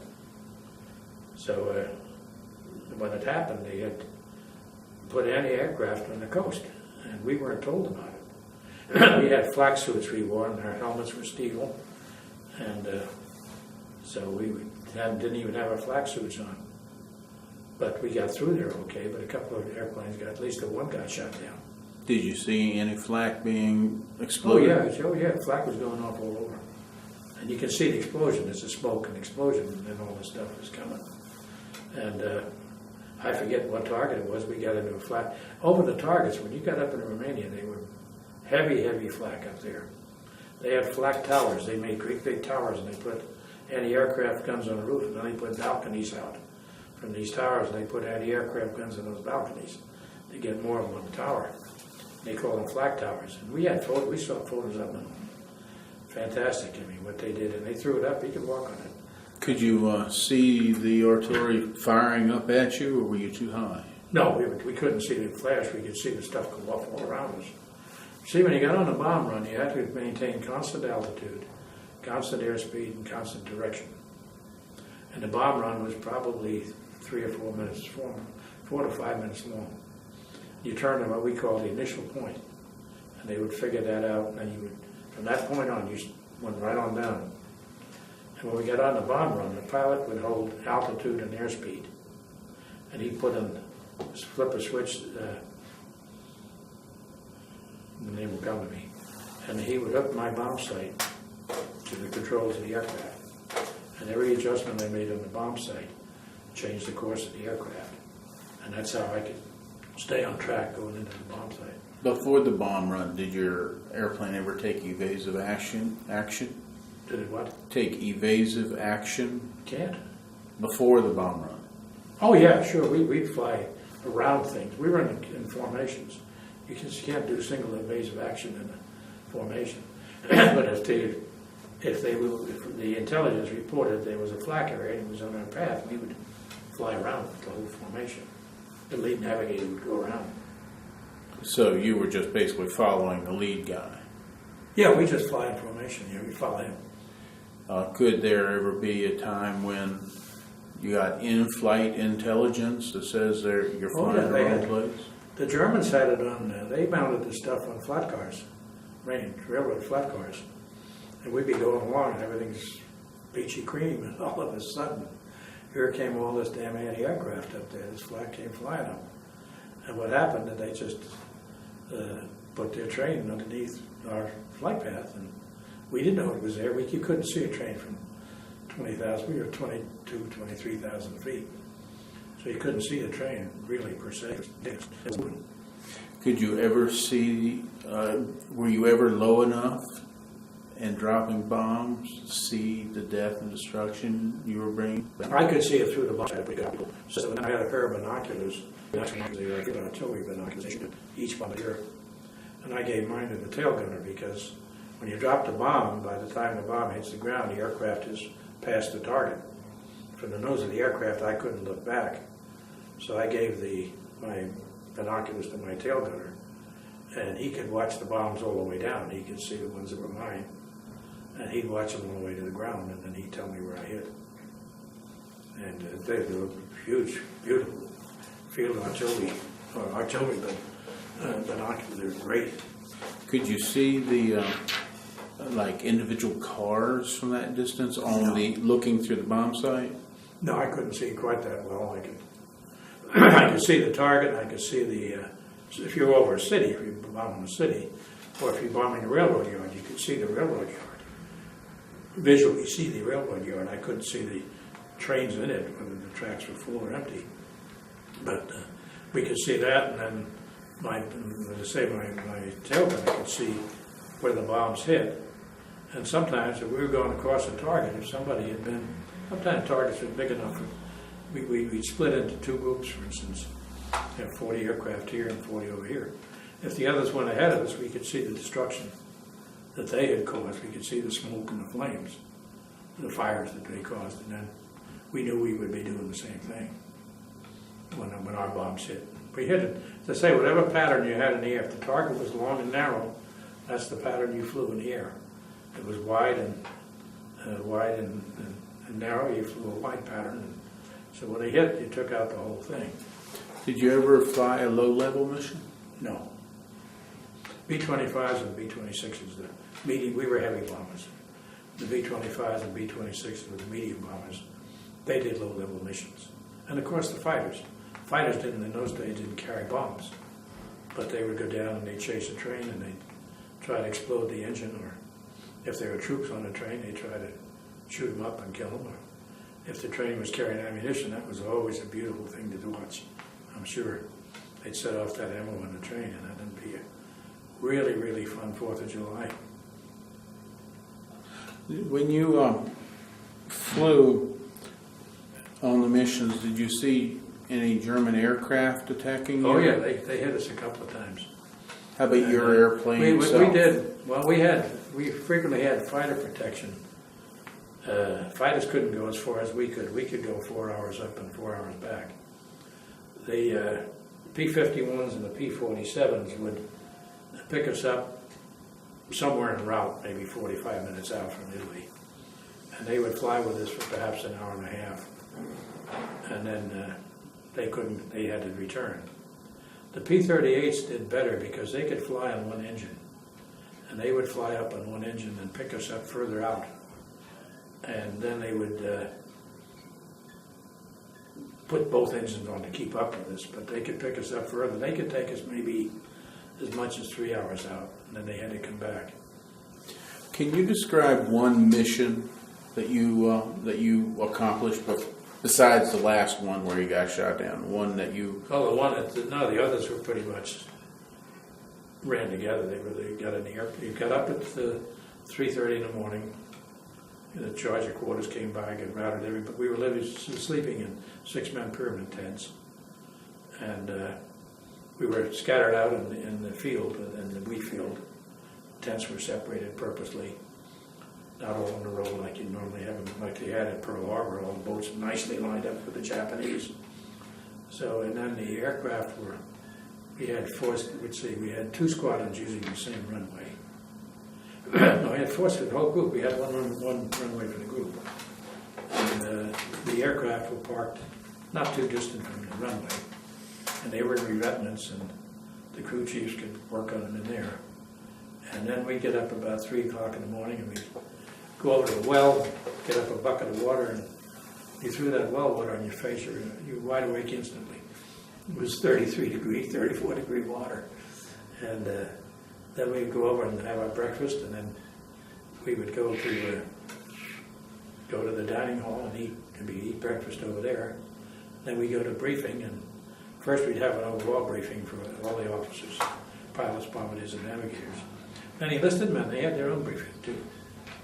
And then we would split up, and the bombardiers would have a briefing, and the navigators, and they'd tell us what to expect, and they'd show us charts and say, here's how the target's going to look and everything for we bombardiers. And so the briefing would last maybe, better part of an hour for the 2 briefings. Then we go back and get our gear, and we get our parachutes, and we had leather flying suits. They were jacket, pants, and boots. And we had electric flying suit that we put underneath one. It looked like a pair of blue jeans, but it looked like an electric blanket. It had all the wires. You could plug it into an electrical outlet. You had heat from that, and then you had the leather flying clothes on top of that. And it was cold up there. When you got to 20,000 feet, if the lapse rate, they call it, is 2% per 1,000 feet. 2 degrees per 1,000 feet, so it was 40 degrees colder at 20,000 feet than it was on the ground. When we got there in March, the ground temperature was probably in the 50s, so you were 10 above zero when you got up to altitude. Pretty damn cold. And you had your oxygen mask, and you plug in your oxygen. If you wanted to walk around, they had little walk-around bottles that you'd snatch off and put your oxygen on that. You could. So I had to move around the aircraft from time to time. The other guys were pretty stable, unless they wanted to go to the bathroom. We had a pitot tube, not a pitot tube, but a relief tube in the back. And when you urinated into that, like a funnel, the slipstream would just draw it out and suck it out. And so sometimes you had to go back there and do that. It was not handy when you had all that weather clothing and that electric suit and your underwear underneath it all. So it was the B-24 was not designed for comfort. The B-17 was designed in the 37s, 1937, about thereabouts, the mid-late 30s. It was designed for 2 purposes. One, it was a heavy bomber, but it was also kind of a aircraft. All the generals had, the 3- and 4-star generals all had a B-17 assigned. So a little bit of luxury built into that so that they didn't get too uncomfortable.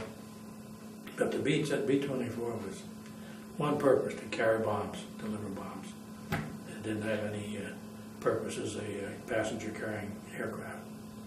So we had a little catwalk, not a catwalk, a little tunnel that you went from the bomb bays, you went under the co-pilot on one side of the airplane and got up into the nose. That's how the nose gunner and the navigator and I would get up in the front of the airplane, crawl through this little tunnel pusher, parachute ahead of you. We had chest packs that hooked on 2 hooks. You kept the harness on all the time.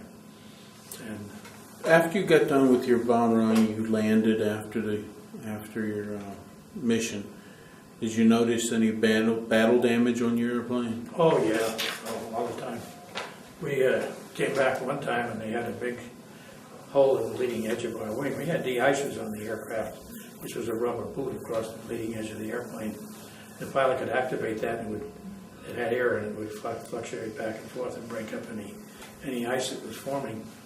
We had a great big hole, and I got up on one of the crew chiefs had these platforms that you could push up, and to change an engine, they could stand on these platforms. So I pushed one of those over there, climbed up, and stuck my head in the hole. And one of the official photographers was down there. He took a picture. I never got a copy, but that's how big it was. Now we come back. And we were on one mission, and I was in their nose. They had two ammunition boxes. One was kind of high on the right side, and the other was a little lower on the left side. And my bomb sight was down on the floor, and then the nose turret was up a little higher. You can see the nose turret. So the bombs, that was the ammunition for the nose turret. And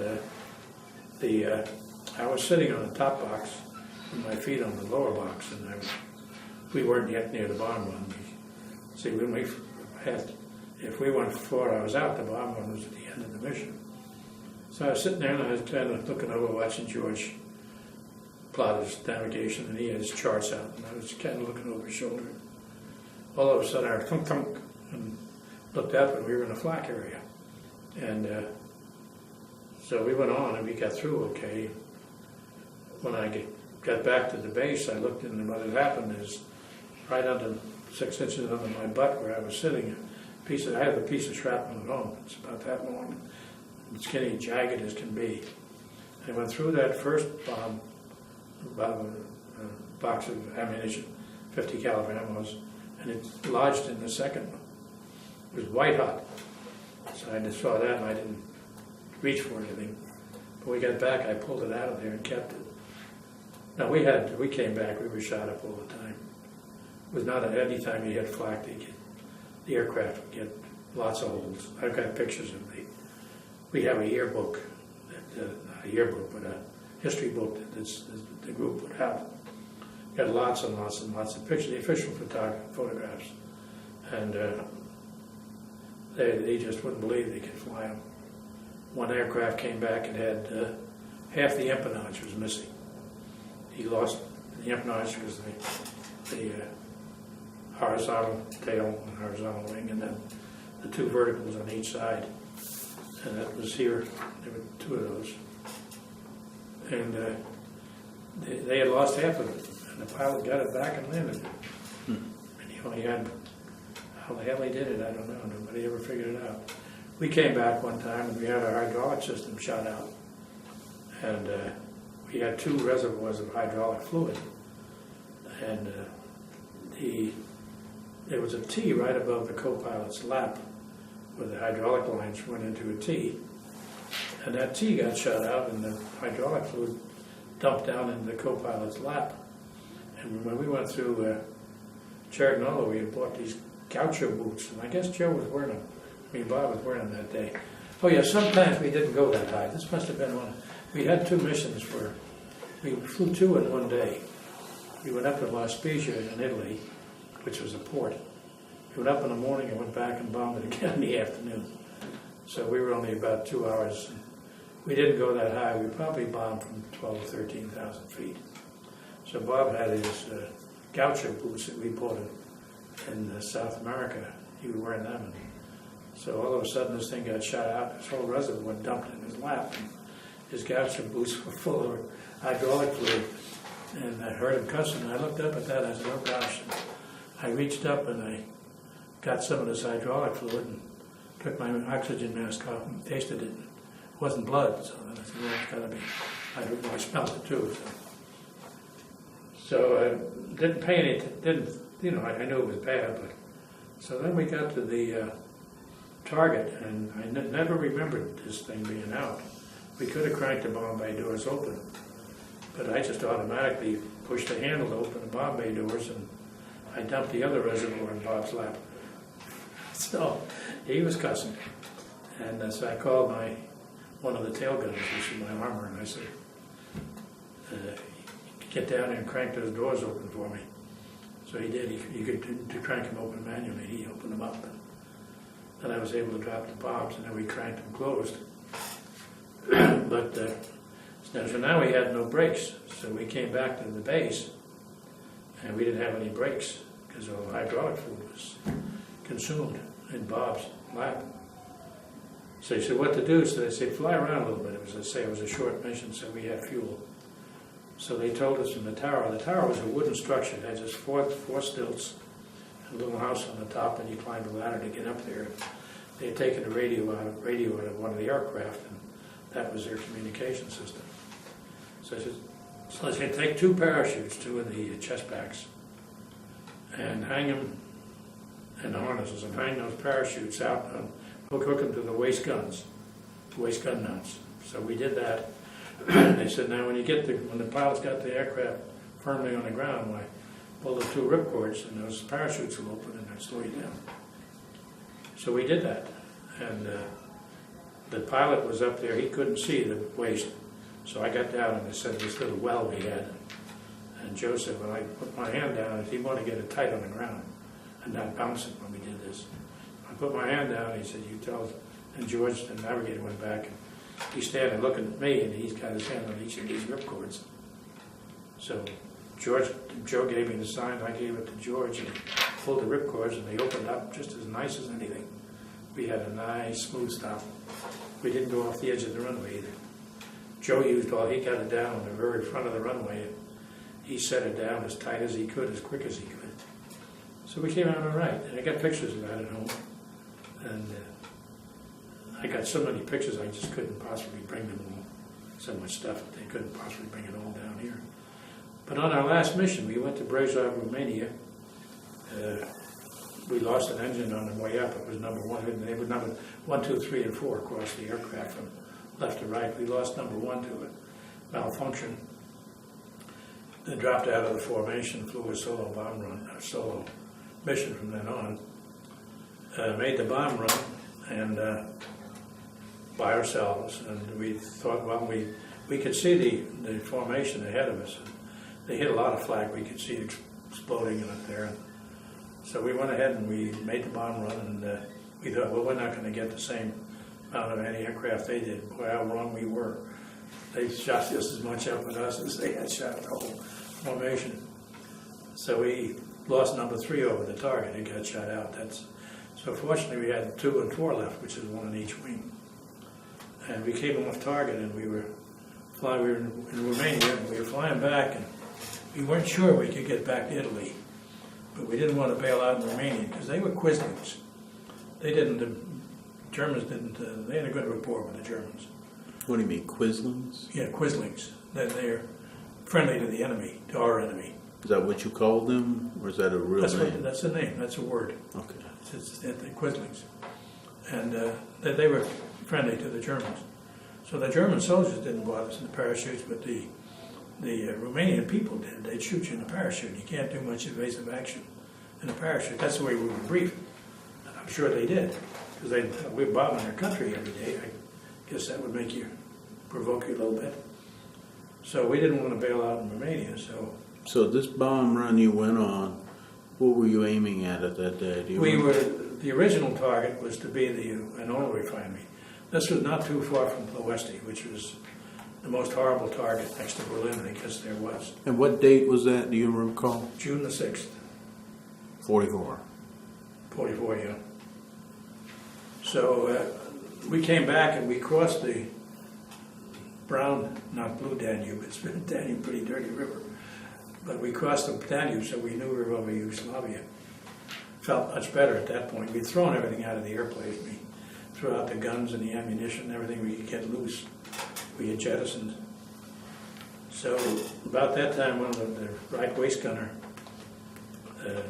told the pilot that we got a leak in number 4 engine. an oil leak.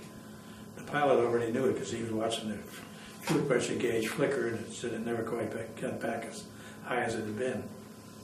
So we knew now that, well, we're not going to get to Italy. But we still had power in the two engines, 2 and 4, one in each wing. That was good. The pilot could keep it straight and level. So we decided we better bail out. So we wanted an officer to go first. And George said, I'll go first, Charlie, because you can, you know, if we bail out the flight engineer, you can do I knew his duties to land the airplane. So I said, okay. So he bailed out first, and then 5 minutes. How did he get out? There's a hatch in the back of the aircraft. Okay. It's a big hatch. You open the hatch and you just get on your, not on your knee, you just squat down and just tumble out. Okay. And then you have the chute opens, you pick up the speed of the airplane, the chute opens in front of you, and then you get swinging under the chute, and then you pull the ripcords a little bit. And So you stop swinging. George went out first. George went out first, and then the 5 enlisted men, the flight engineer, and I stayed on the airplane. So now we're down to 4 aboard. How quickly did these guys jump out? Almost simultaneously? They were almost in a string. They wanted out. So then we flew a little while, and Cookie, our flight engineer, George Koch, was the only married guy. So I said, George, go ahead. I said, if this thing goes down, you get out of here. So the pilot agreed. So George jumped out. He went back and bailed out. I watched the chute open. I watched all of them open, as a matter of fact. So we knew that they were okay. Their chutes opened. So then finally I said to George, we had a little confab, and I said, Joe, we're not going to make it back. He said, no, I know that. He said, what do you think? Should we go? He said, yeah, we better. So he gave us the word, and I bailed out first. We went out to Bombay's. And I put my hand on the fuselage, and I put my other hand on the palm rack, and I put my feet down in the slipstream, and I turned me upside down. So I said, what the hell with this? Guess you can't bail out here. We'd never been instructed in anything like this. So I started down the back, and co-pilot Bob came down. He said, where are you going? I said, I'm going to bail out that back hatch. No, he's come out. Let's go out here. So I said, well, keep your knees up. I said, don't put your feet down. Keep your knees up under your chin. So I did that, and then when I dropped out, everything was fine. Then there was just a little space. There was a space between the first group of 6 and the flight engineer, and then there was a space. And then I went out, and then Bob and Joe were not far behind. I could see them in their chutes. And it's very eerie because there's no sound up there. I was swinging in my chute, and I said, boy, they got a dumb chute going back and forth. Then I realized I was swinging like a pendulum, you know. So I pulled a little bit on the ripcord. Very careful. Didn't want to collapse that chute. And the swinging stopped. But it's very eerie. There's no noise. You have no recollection. You have nothing to tell you you're going up or down. You're just there. How long was it from the first time the guy dropped out till the pilot jumped? A minute? Probably not more than 8 or 9, 10 minutes. So you were separated when you finally got to the ground? Yeah, we were at 220 miles an hour. We were probably 20, 30 miles apart. So we jumped out, and we all got out safely. How high were you at the time? When I got out, about 11,000. And it takes probably about 4 or 5 minutes to hit the ground. But as I say, I have no reference. Daytime, right? Yeah, it was at, let's see, we took off at 6 o'clock. We went up there. We got there about 10. It was just before noon. And there's no reference. So you don't know whether you're going up or down. You're just quiet, very eerie. And so we got down toward the ground, and I could hear voices, and I was looking to see where they were, because I was going to run the other way. That's pretty dumb, but that's what went through my head, run the other way. So the people on the ground, they were hiding under the trees because they didn't know. And I did have my 45 under my arm. We had shoulder holsters. We could put it under our arm. So they didn't know who I was or anything about me, and I didn't know anything about them. But I heard voices, so finally when I got low enough, I could see them under the trees. Well, now it's too late. We were in the mountains, and I landed on my right leg first. Had I been doing what I should have done, we'd never been instructed, I would have turned a little bit and landed on both feet at the same time. So I broke my right ankle. So I'm sitting there and I got up to run and I fell down. I could see them now. And I got up to run and I fell down again, and I'm sitting on the side of this hill looking out. My one foot was up and the other one was 90 degrees. I said, oh hell, you broke your damn ankle. So I couldn't run, I knew that. So I sat there and I unzipped my flying suit and everything. And I got the 45 out and I cocked it and put it back in. And I did it so that these people had turned a little bit so they couldn't see me doing it. How far were they away from you? Oh, probably football field, better part of a football field. So they came up and they all stopped, and this one fellow with a big long beard came up and he said, Amerikanski or English? So I understood that. I said, American. So he came, he was about 30, 40 feet away. He came maybe 30 feet away and he said, Amerikanski or English? And I said, American. So he asked the third time, moving closer all the time. So finally he came up and he took my chin, you know, and his hands were under there, and I had my 45 right on his stomach.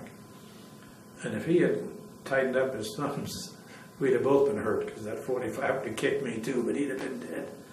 So he kissed me on each cheek. They kissed 3 times over there. And I put the gun away, he never knew I had it out.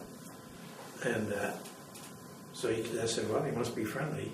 And the Serbian greeting, the French kiss you on each cheek, the Serbian greeting is 3 times. Father, Son, and Holy Ghost. Their Orthodox religion. And so I said, well, it seems friendly enough. And then the others came around. And so 2 young guys picked me up and they made a seat out of, you know how you do with your 4 hands. And I sat on that seat and they're going up the mountain. They rushed me right out of there, just right down. Because you can't hide a parachute, and the Germans were all over the place. Did you see any of them or hear any of them as you were No, going? not there.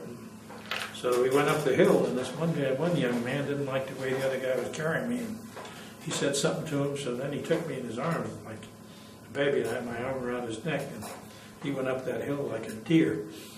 And I must have weighed, I weighed about 150 naturally. I had the flying suit on, I had my 45, I had an extra clip. I probably weighed in about 180 pounds. The guy took me up the side of the hill, and I looked at him, and I said to him in English, I said, man, I hope you're friendly.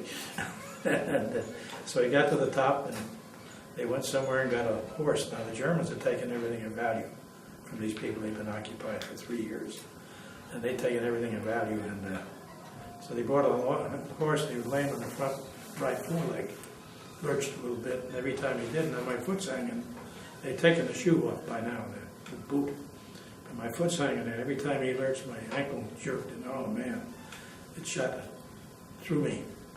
I went down there a little bit, and I had to go to the bathroom, so I signaled to this guy, you know, I got to go to the bathroom. So I said, okay, so they took me off the horse, helped me around behind the bush, and I figured just 2 guys and me, but the whole crowd came, women and children.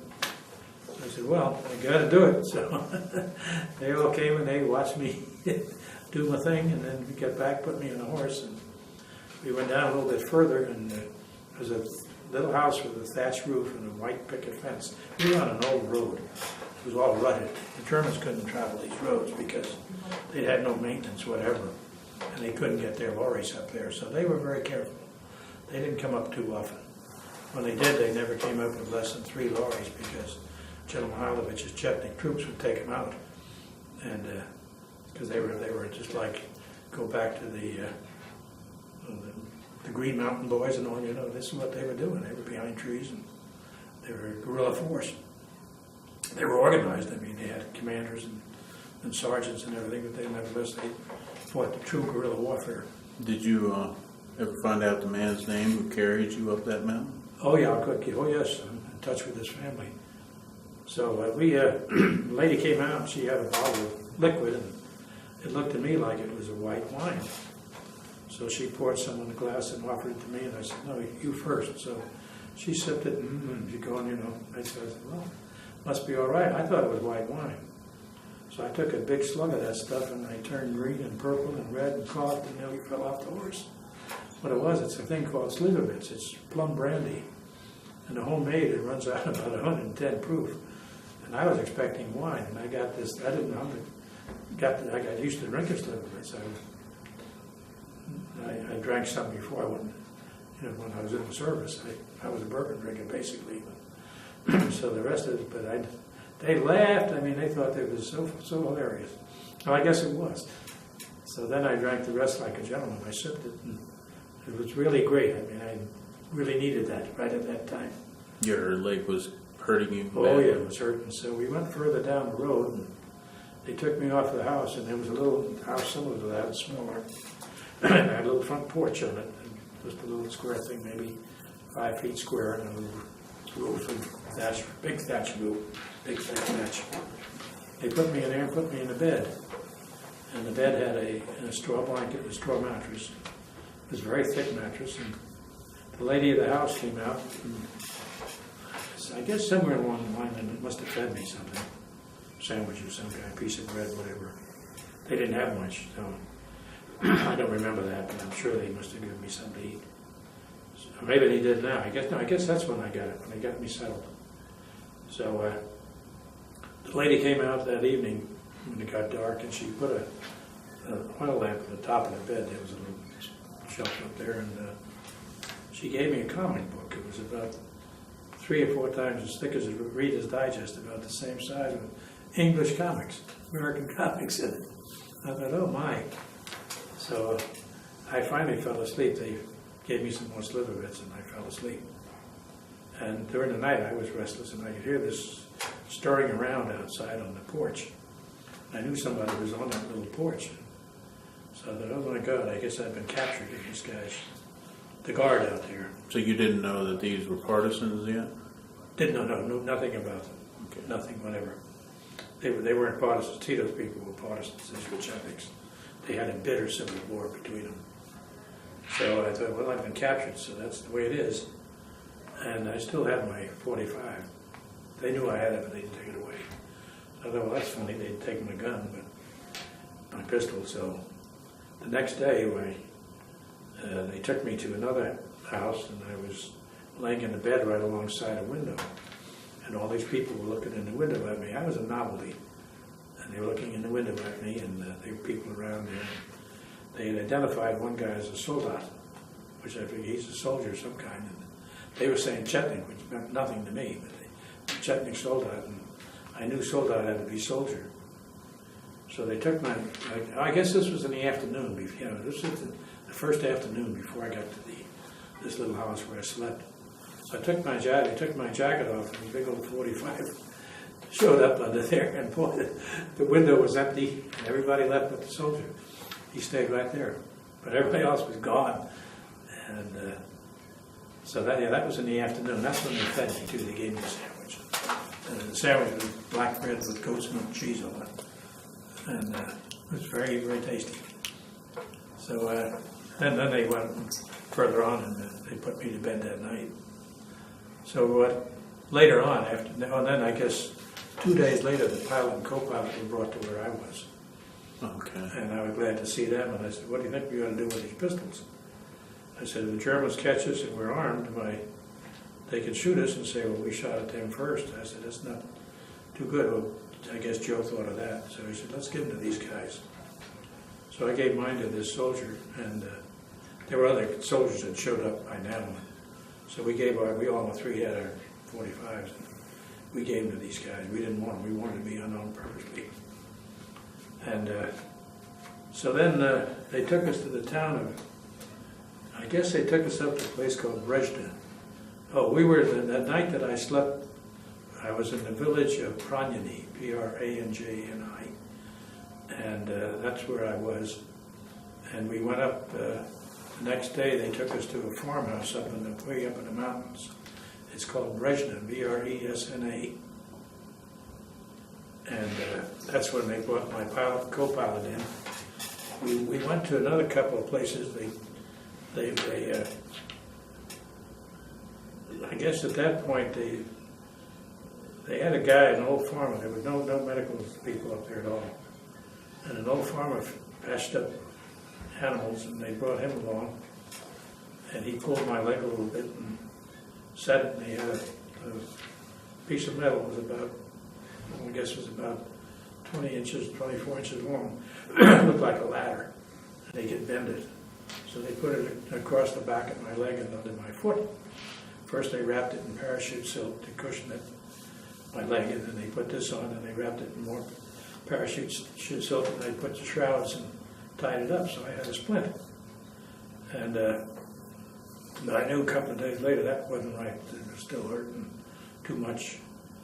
So we got in this place, and the first time when this guy pulled on my leg, we had escape kits that had a map of Italy and southern France, and then it had a map of Yugoslavia and Romania and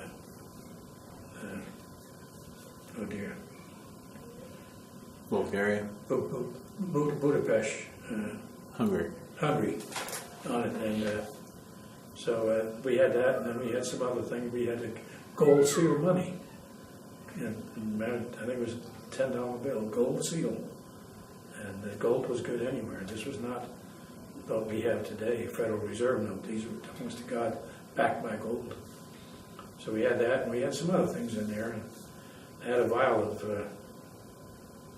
what do you use when you Novocaine.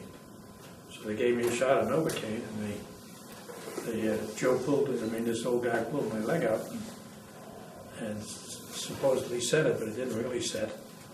So then, How long were you, had you jumped versus the time they did any first have a setting of your leg? probably the second day. So then I knew it was wrong. So when Joe and Bob got there, I said, Joe, you got to do something to this. So this guy didn't set it right. So Joe said, why me? I said, you were in the medics. He said, yeah, but I never learned that kind of medicine. He said, I had the basic medicine course, but that's all. So I said, well, Joe, we can't make it any worse, so how about trying? So he finally conceded. So they laid me out. Joe pulled on my leg. As soon as he did that, I passed out. So he reworked the thing, and what he did is he would feel the left leg, and then he'd feel the right leg, and he thought they felt the light. They put the splint back on. And as it turned out later on, he had done a perfect job. I want to stop there for a moment. Okay. So then Joe reset it, and as it turned out, I had an x-ray when I got back to Atlantic City. They wanted to do it in Italy. I said, no way, if it's not right, I'm not going to let you re-break it and reset it in Italy. So I waited until I got to Atlantic City, and the surgeon there, that examined it, he said, who set your leg? I said, my pilot. He said, oh, was he a physician? I said, no, just a pilot. He said, well, more power to him. He said, I could have done it better. So it's still, there was a chip out of the bone, and that which is still, I don't know, it's still floating around my ankle or not. But, is that why you got the Purple Heart, because of the yeah, and leg? well, I know, for instance, I know the day before it's going to storm, because boy, that ankle hurts like hell. And yeah, that's what I got it for, that wound. And but I know, and frequently if I walk too far, I just going to stop, because an ankle just give me a fit. What happened to Joe and was it George that came to the village? What happened to them before they came and you saw them? I don't know. They showed up. I didn't go into any detail with them. I don't know all the details of where they were, what they were doing, anything. And, but you stayed together after that? Sir? Did you stay together? Oh yeah, we after got that? together. Yeah. And so what would to move ahead a little bit faster? We were in the Chetnik territory, and General Draža Mihailovich was a graduate of the military academy, the Royal Yugoslav Military Academy. And King Peter, when he went into exile in England, he named General Draža Mihailovich as the Minister of War. And Draža Mihailovich created a resistance force in this. He was in the center of Serbia, and Tito and the partisans were around the water, around the edge of the country, and Mihailovich and his Chetniks. Chetnik was an old name, went back 1,200, 1,400 years of what the Serbs called their army, Chetnik, so they adopted that as their title. And he had organized into 10 corps areas. He was a military man out of the academy. He had 10 corps commanders, and we happened to land in he started his resistance movement in a place called Ravna Gora. I think Ravna means mountain, or it's on a mountain anyway. And he said, anybody who wants to be in the resistance movement, come forward. bring whatever weapon you have from your farm. He thought he'd get 300 or 400. He got something like 7,000 or 8,000 people showed up. So he had an army, and ragtag army, and some of his officers, and one of them, a guy by the name of Zvonko Vukovic, whose corps area we were in. And Zvonko is,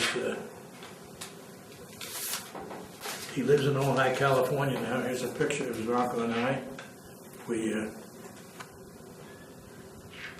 get together. My son lives in Bakersfield, about 2 hours away from Zvonko, and we get together regularly. I'll show you a picture of Draža Milanovic. Here's the best picture I have of the Draža. And who was Draža? That's Draža Milanovic, Trajolub. But they call him Draža. He was corps commander. No, he was the Minister of War. Minister of War. Yeah, Vukovic was the corps commander. Vukovic. And so it was very well organized, and we moved around. Oh, finally the other crewmen came in, everybody but George Koch. Now we dropped there with navigator and 5 guys were almost together. And there was an interval, and George Koch, then an interval, and myself, and a short interval, and the pilot and co-pilot. So they all came in, but we call him Cookie. Everybody came together except Cookie. They brought us all together. Vukovic arranged that. And I didn't know it. He's written a book that's just recently been translated into English. He's been published in Serbian. And I have a copy of the book. And he watched us bail out. He was on the other side of the mountain with a couple of his soldiers. He said he watched, they heard the B-24s come. He said, first I heard them going east. And he said they thought they would be bombing Belgrade, but he said they went beyond that because they could tell from the sound that was still there.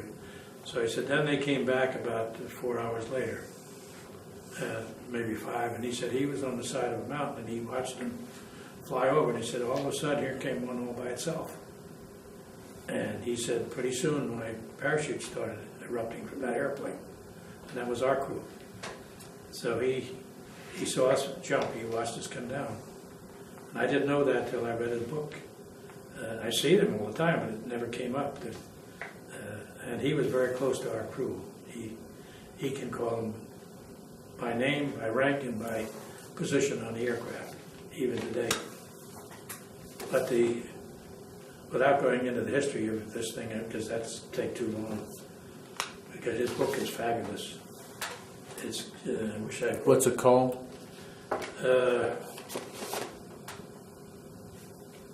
Gee, I'll have to tell. I wish I brought it with me. Oh, well, what's his name again? His name is Zvonko, C-V-O-N.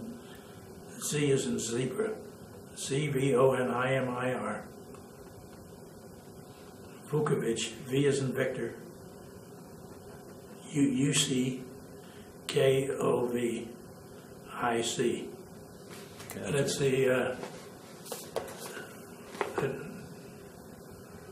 can you shut that off a minute? I'd love to give it. So what Zvonko did then, and finally, I guess the co-pilot came to me about the 3rd day we got together, and then the other guys came in 3 or 4 days later, and about the 10th day where they brought George Koch, the only married guy.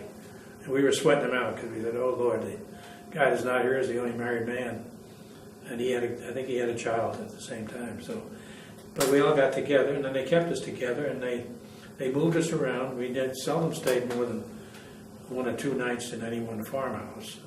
And one of the farmhouses we stayed in is a place called Chachichi, and it's this is where the gentleman that first came to me owned this farm, and he's of course deceased, but his daughter, who was 4 years old at the time, remembered our being there, because she said to people, see, they had huge farms, and they were trying to farm as much as they could. They had to for survival.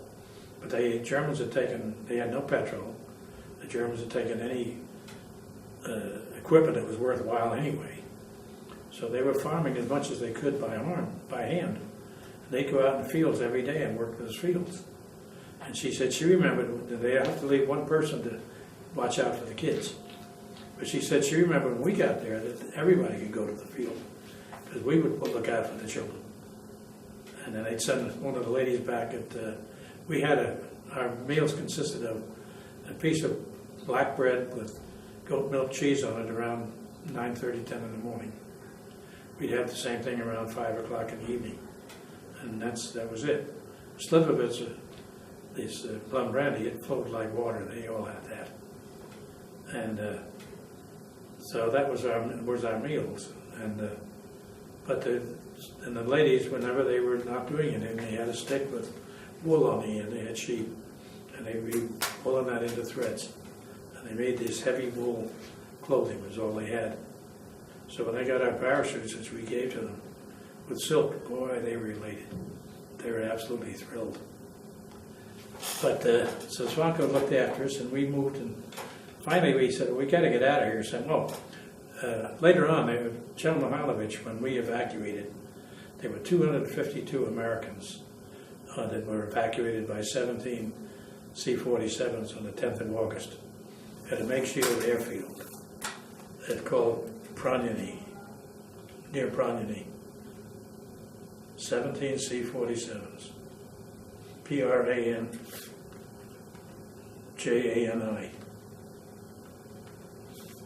And that was August the 10th. Yeah. And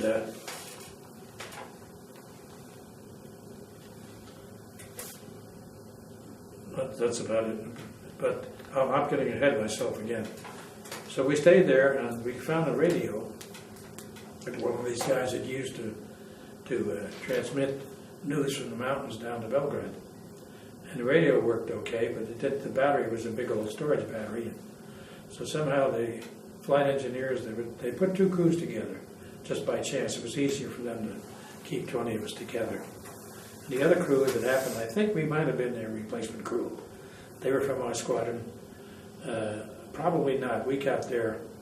We were flying before they got shot down, so we probably weren't. But they were from our squadron. So we had the 20 airmen together. So the two flight engineers got this motorcycle operating, and the way they did that, the P-51s used to fly with tip tanks on their ends of their propeller, their wings. And when they used up fuel, they'd siphon them and then drop them. They would jettison them. So it was only a little fuel, so they found out and got, I guess, the local folk picked them up, and they got the motorcycle running, and old-time motorcycle, and I guess it had a magneto. So anyway, they were able to get the battery charged enough for us to work the radio. So now we have communication, but all we had was Morse code. So we used the radio 2 hours a day, and then about an hour and a half, and then we'd stop and move it, and then we'd send it from 2 to 3:30 every day from a different location. And all we sent was name, rank, and serial number, but the name of these, we had 12 enlisted men. The enlisted man's normal serial number was 8 digits. 8 of these enlisted men had 9-digit serial numbers. And we did that right from the beginning. And we sent and sent and sent. And finally, the British picked up our message, and I have a letter from the son of the captain of that British unit, who was a communicator, and he said that when they didn't have any traffic, they would just scan the dials at random and see what they could find, and they found us. So they turned it over to 15th Air Force, and they monitored our message, and finally we got a response. I guess the British guy responded, "We got you." And how did you get that response? Sir? How did you get that response? From radio. Yeah, it was a two-way radio. Okay. Yeah. So we got a response, so we knew we'd been, but no, I guess we didn't. It wasn't a two-way, it was a one-way radio. No, I'll tell you how I learned that. I learned that later on, that this guy had got it and tried to respond, but he never got anything back from us, except the same message. No, it was just a one-way radio. So, and we just had Morse code. So the radio operator ran the radio. But anyway, we got the thing back, and so 15th Air Force No, by God, we had a two-way radio because we did get communications with 15th. So this guy did respond to us. It was a two-way radio. Because we got word from the 15th Air Force, and who are you, you know? And so we mentioned, among other things, we just chipped in for mess hall for the officers, and this Iron Fist was the group insignia.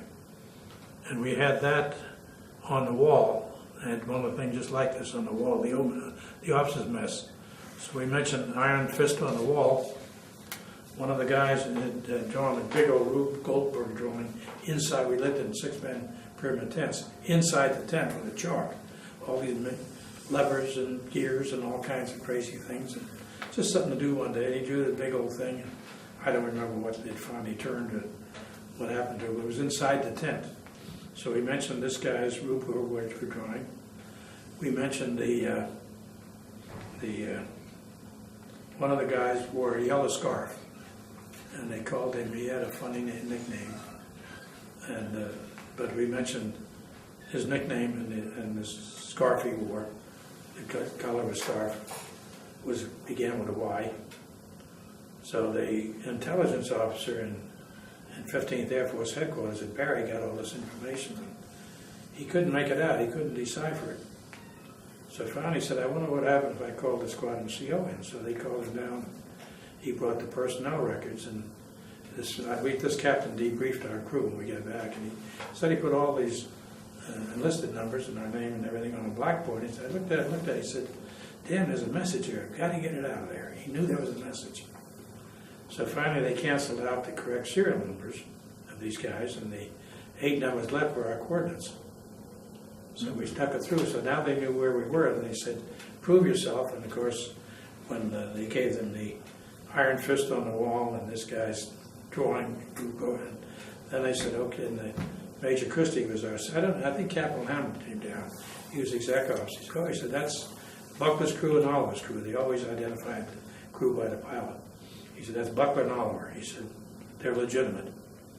So then they got a hold of OSS.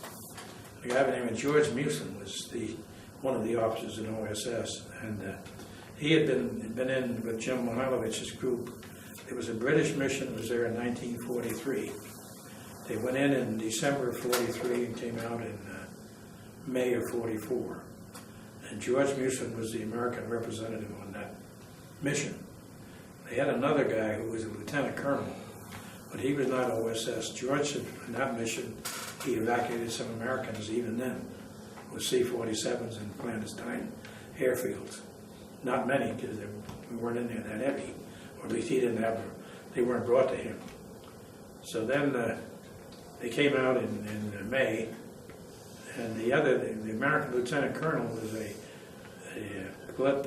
professor of political history or something.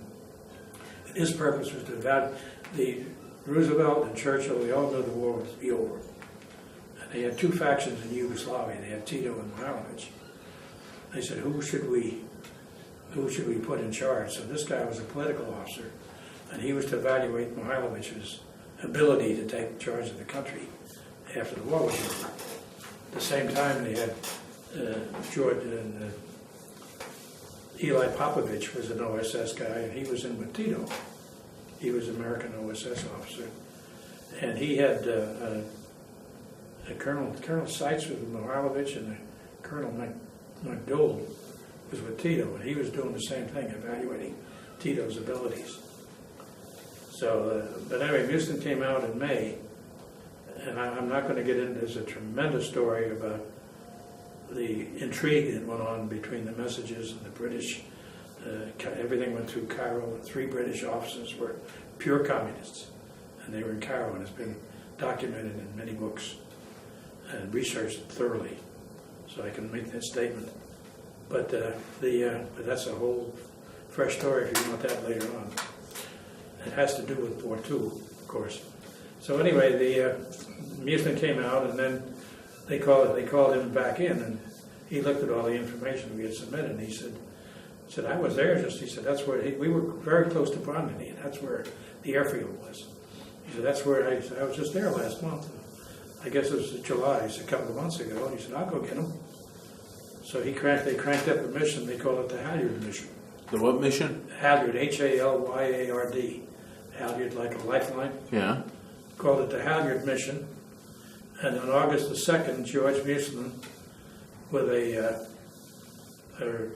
assistant called the second, he was a first lieutenant with the brevet rank of captain, that's temporary rank. And he had a second lieutenant with him, and a fellow by the name of Arthur Chibillion. And Chibby was a Navy radio operator. He came in as a radio operator on the mission. So they bailed out about 2 o'clock one morning, and George was a fullback on a Pennsylvania high school football team, big man, big fella. And the people parachute was 28 feet.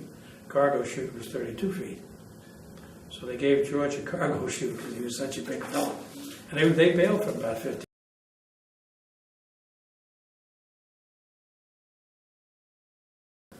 But they all got on the ground safely. And they brought in radios and codes and medical supplies, shoes, because some of the guys didn't have any shoes. We were walking all the time, from house. We couldn't stay in one place. The Germans would come get us. So they moved us frequently, every couple of days.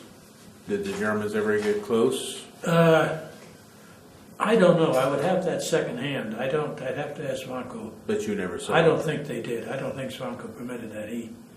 They had pretty good surveillance of where they were. And when they left the towns, they were in the towns, they'd come around in 2 or 3, not less than 3 lorries. And they couldn't get up the mountains because all the roads, the dirt roads, they had ruts 4 feet deep in them. Describe the mission that came to rescue you. Okay, they were these 3 guys jumped in. They brought codes and everything with them. On August the 2nd, they arranged with General Mihailovich to bring all the Americans, and George set it up to have these C-47s come in on August the 10th. And 6 came in at about 11 o'clock on August the 9th. They loaded us up and they stayed around, and finally, before 1 o'clock, they took off. There were 7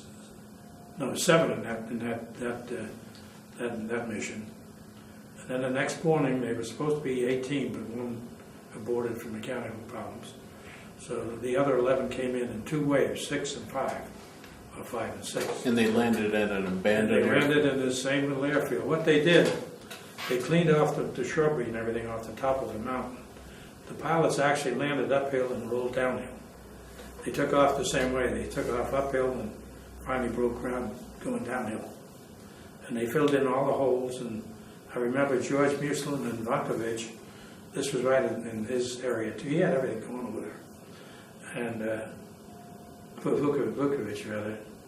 And the 2 of them were walking down this field, and they were pacing it off, side by side. And they knew each other from the early, George had met him the first time he was there, so they were friends. And they paced it off to see if it was long enough, and they finally decided it was. Because now they were going to send, they had C-47s took off, but they were light loaded. Now they're going to put, I guess, 20 airmen on each plane. So we came out of there, and they made it out that night. We took it, and they put the wounded on first. And, were you still considered wounded by the time? Sorry? Were you still considered wounded? Oh yeah, I had a crutch. They made me a crutch out of a stick and a thing across the top, and they nailed it together, and they bound it with parachute silk to cushion it. Yeah, I was walking on that crutch now. Until they made that, the guys had to carry me. So so they took off, and they took 5 plane loads that night, and that was about, I guess, 100 of us. There wasn't that many. They got 15 on an airplane, 75. And then the next morning at the crack of dawn, 6 more showed up, and then 7 came behind them. But the 6 were on the ground, loaded up and took off, and then the 7 landed, loaded up and took off. So it all happened actually on the 10th of August. And Muslin was not supposed to put any foreign nationals on, but he puts Varko on because General Mihailovich had appointed him his emissary and given him documents to describe this, and said, I want you to go back to 15th Air Force and be my liaison officer with the American military in Italy. So George put him on the aircraft, and he wasn't supposed to do that, but the paperwork was fine, and the purpose was great. So he put him on there, and George got in trouble for that too. They let him know that he was broken his orders. But we all got back, and then there was one guy Don Smith, who was he later became a major general in the Illinois National Guard. He was chief of the Air Force section of the Illinois Guard, assistant adjutant general. And he had a guy that was with him, and Don smuggled his, a lot of people, this guy was with Don the whole time he was there, he never left him. So he got him on the airplane some way. And so he smuggled him back to Italy too. But so there were two national parties. But then they put on, I think there were 6 British. Now when General Harrell gathered everybody up and sent them to Brindley at the same time. And they had 6 British that were on there. There were some 5 or 6 Italians, some Russians that Mihailovich sent over there in his country. So they sent them all back to Italy on this airlift. Had this airlift ever been tried before, to your knowledge? Sir? An airlift like this ever been tried before? Never this size. Never this size. This was unique to this whole mission. Was it ever tried after that time, to your knowledge? Oh, what they did after, when Houston, they brought him out in late August. when the aircraft came in to get us, a guy by the name of Nick Lalich was a captain, and he was OSS. And he came in, and he stayed in. They brought Houston out in late August, and Lalich stayed there till December. And all the time he was there, from time to time, now the war was winding down, we didn't fly as many missions, and when we did, the enemy was far less, so they flew out and came home, didn't have many casualties. From time to time, they'd run into a flak area, and once in a while, the true German fighters would come up and greet you, but they didn't have it, and sometimes just a plane will malfunction. So they had fewer, but Lalich sent them out regularly. As often as he'd get a bunch together, he'd call from the airport. And he was traveling with Mihailovich. Now, Mihailovich at this point had to travel all over because Tito was chasing him. And Tito's forces were better equipped because the Americans early on were equipping General Mihailovich. And then all of a sudden, after they got the reports from these liaison guys, these political officers were in there, they stopped Mihailovich, cut him off. And that was before we got there, because I met with him on 3 different occasions. And through an interpreter, he said, "What have I done?" He said that the Americans have just turned against me. He said, "I fought their battle for them in the same way that they wanted to fight." And he said, "I don't understand what I've done wrong." We didn't know anything about anything. But he did, and he said, "When you get back," he said, "please let them know that I've been an ally, a staunch ally all these years. I've never wavered." We did carry that message home. When you got back to Italy, where did you go? Where did you go? They sent us to the base hospital there, and the first thing they did, they took us all out in the field and said, "Take all your clothes off and throw them in a pile." We were full of lice.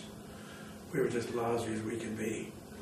So we, it was this hospital as a matter of fact, so we did that, and they threw kerosene or something, flammable on it, burned them all. And then they gave us a flit gun with powder, and we all squirted each other with flit under the arms and wherever there was hair, and in our head and in our nostrils and everywhere lice would accumulate. So then we took it, they ran us all through a shower, dried us off, put us back out in the field, and we did it again. Then we went through the shower again, and now I guess we were pretty well cleaned up, and they gave us each a set of uniforms to wear. And we stayed I stayed at the hospital a little while. And I came back, they gave me a cane, I guess, and I was able to walk with a cane. So we got out of the hospital and we went back we stayed in Barry put us in a hotel. And we were there for, I guess, during the interrogation, which was took a better part of a week. And we sat down with this guy for 3 hours, 4 hours a day. And he said, "What did you see?" And we were all in groups, and the intelligence people wanted to know what we were doing, what we'd seen. And so we got debriefed very, very thoroughly. Then they sent us back to the squadron for personnel purposes to get our orders to recut and returned. We were MIA. We had to be reconstituted into the military. These debriefings, were they difficult for you? No, they just sat there and chatted like we're chatting. Okay. It's like this. And what did you see? What happened? And where were you? And and things like that. And they picked our brains. What happened after you finally got out of the hospital and went through the debriefings? What happened next? What happened next? Well, we were sent back to the squadron for personnel purposes. We got a little pay, and they restored us to active duty, active service, because we were missing in action. We were taken off the rolls, and they put us back on. And we stayed up there, I guess, for, I don't know, I must have been 10 days, I expect. You fly? No duties, no. We didn't have any duties. So now some of the guys stayed over there. We were missing in action 66 days, so there was a general order put out by 15th Air Force headquarters that said if you were missing in action more than 50 days, that was the cutoff point, you were to be treated as a POW. POWs were returned home. They couldn't fly the theater again. And anybody else they put back on flying status. So we went up to, when we got back, they had packed up our belongings, put them in wooden boxes, and were sending them to our family. They took out all the issue stuff. Officers owned their own uniforms, and anything else that you owned, it was personal property. They put them in cases, and they were up in, what's that port up north? Not Fuji, but anyway, they were up at the port ready to be sent home. So we found out where they were, and George and one of the enlisted men got a truck, and they went up to Deer, and then they reclaimed all our clothing. So they brought it back, so we're pretty good now. And we had our uniforms back and everything. Where would yours have gone? Sir? Where were they going to send yours? Your mother My was. mother. Oh, your mother was still Oh alive. yeah, sent them home. Okay. Because of our personal belongings. And so we got our clothing back and everything, and then we went up to Deer. That's where we left Italy to come get on the convoy to come home. So you floated back on a convoy? Yeah. Geez, it's up there on the west side of Italy, up north, and it's a big port. Naples? Naples, that's right. So we got up to Naples, and the convoy they were invading southern France. So the convoy we were to come on was taking the troops into southern France. So we had to wait for it to get finished up there with their duties of transporting the troops. So we hung around Naples, I guess, for close to 2 weeks. What did you do? They had an officers club there, and we went to Pompeii. No, I'm sorry. When we got to our squadron, they said you could have a 3-day pass either to Pompeii or to Rome. We chose Pompeii. No, not to Rome or to that big resort. Anyway, we chose Rome. We went up That to island? That isle? Oh, yeah, I've heard about the. It's up on the hill. It'll come to me. Yeah. I'm 85 years old, and my memory is not what it once was. In 15 minutes, I can tell you everything I missed. But so we went to Rome, and while we were there, we went to Pompeii, and they had a beautiful, beautiful hotel for the officers in Rome, and we had 2 meals a day there, 2 nice meals, hot meals, GI meals, but hot. So it worked out real good, and then we went back to the squadron and checked out down there, and then we went up to Naples, and we hung around there for 10 days waiting for the convoy to come back. We got on the convoy. It was 13 hours, 13 days coming back, and we were in a beautiful passenger ship. They had taken all the mirrors and all the chandeliers and everything down, and had a big stairway that went up in the center and then turned right and left from the main lounge. Do you remember the name of the ship? And I wish I did. Was it a rough journey, or was it more of a vacation type journey? It was one of the things that plied the ocean, just like the Leviathan and Queen Mary and all of those. It was just one of those. Whether it went anywhere else besides back and forth to To Europe, I don't know. Where did you come into port? Staten Island, where I was born. And we had 2 meals a day on the ship. And some days were a little rough, and we stood at tables to eat. They had tables about 6 or 8 feet long and 2.5 feet wide, and you get they had metal mess kits and put your food in there, and you'd be there, and the ship would list, and you'd go straight, grab your tray, and then it would list the other way, and the tray would slide the other way, so you had to hang on to everything while you ate. And every time we came out of the ship captain wanted to get rid of all the stores because he wanted all fresh doors. And when he got to New York, so we got 2 packs of cigarettes every time we came out of the vessel. So we're getting 6 packs of cigarettes every day. Had them stashed everywhere. You couldn't buy a cigarette in the States. We didn't know that. You couldn't get a pack of cigarettes in the States. And here we filthy with them. Couldn't throw them over the board. They only threw the garbage over at 6 o'clock every night. And the reason for that was so the subs couldn't track the trash and find out where you were. So once a day at 6 o'clock, everything went over the side. So we couldn't throw our cigarettes over the side. So when we left the ship, they were everywhere in the ship. Whoever got in there to refurbish the ship, they came in a whole lot of cigarettes. We took what we could carry. And then we stopped to dock at Staten Island, and I went out and we got fresh milk. They gave us each a pint of milk. Oh, it was so good. And I found a telephone. The Red Cross was there. There was a telephone booth, and I went over and I called a neighbor of ours that still lived on the island. Her husband was a sea captain, but by chance her name was Fish, and he was a sea captain. He was the exec officer on the Leviathan at one point when it ran aground in New York, but he wasn't on duty. But he was the number 2 man on the ship. And so I called Mrs. Fish, and I told her where I was, and she said, "Oh my God," she said, "You're okay?" I said, "Yes, ma'am." I said, "Will you call my mother for me and tell her that everything's well? I'm back in the States, and I'm here in Staten Island, and I think we're going to go to New Jersey. Camp Shanks is where they sent us." So I said, "But I'm on the pier down here, and everything is fine. I'm okay, and everything's good." So she did call my mother, and my mother hadn't received that second telegram yet that said I was okay. And when she got, I showed you the first telegram that has 2 stars.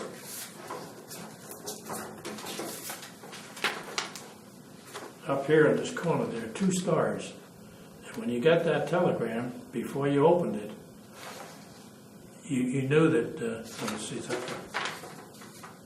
Yeah, there's 2 stars. You can't see the other one. Right. They're both there.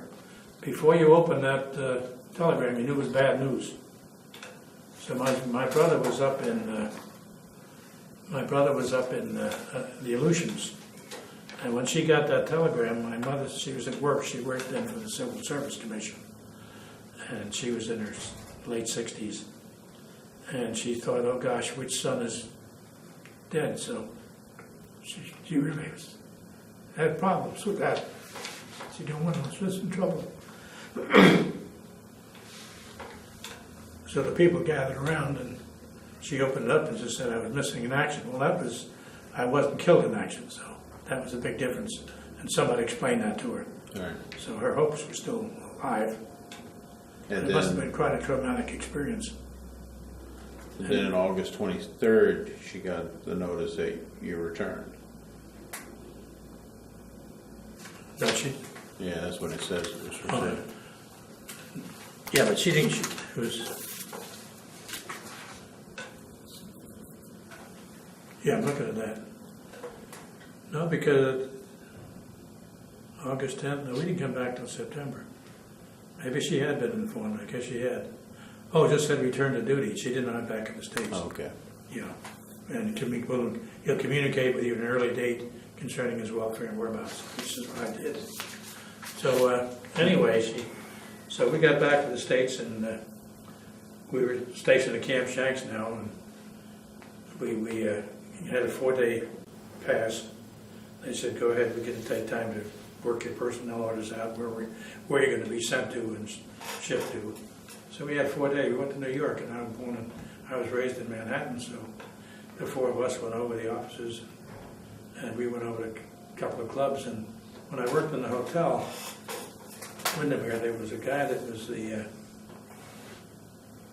forget his name, but he was owned one of the Cotton Club. He was the owner of the Cotton Club, and he never left. We never let anybody go to his floor unless they were first announced. And before he'd go out, his bodyguard came and got him. And he'd never leave till the bodyguard arrived, and then they'd go out together.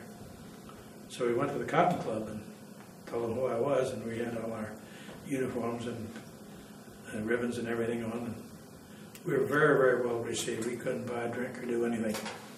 So then we went to other clubs and the same thing. We go in there and these guys say, "Oh, you back from overseas?" "Yes, sir." "When did you get back?" "Day before yesterday."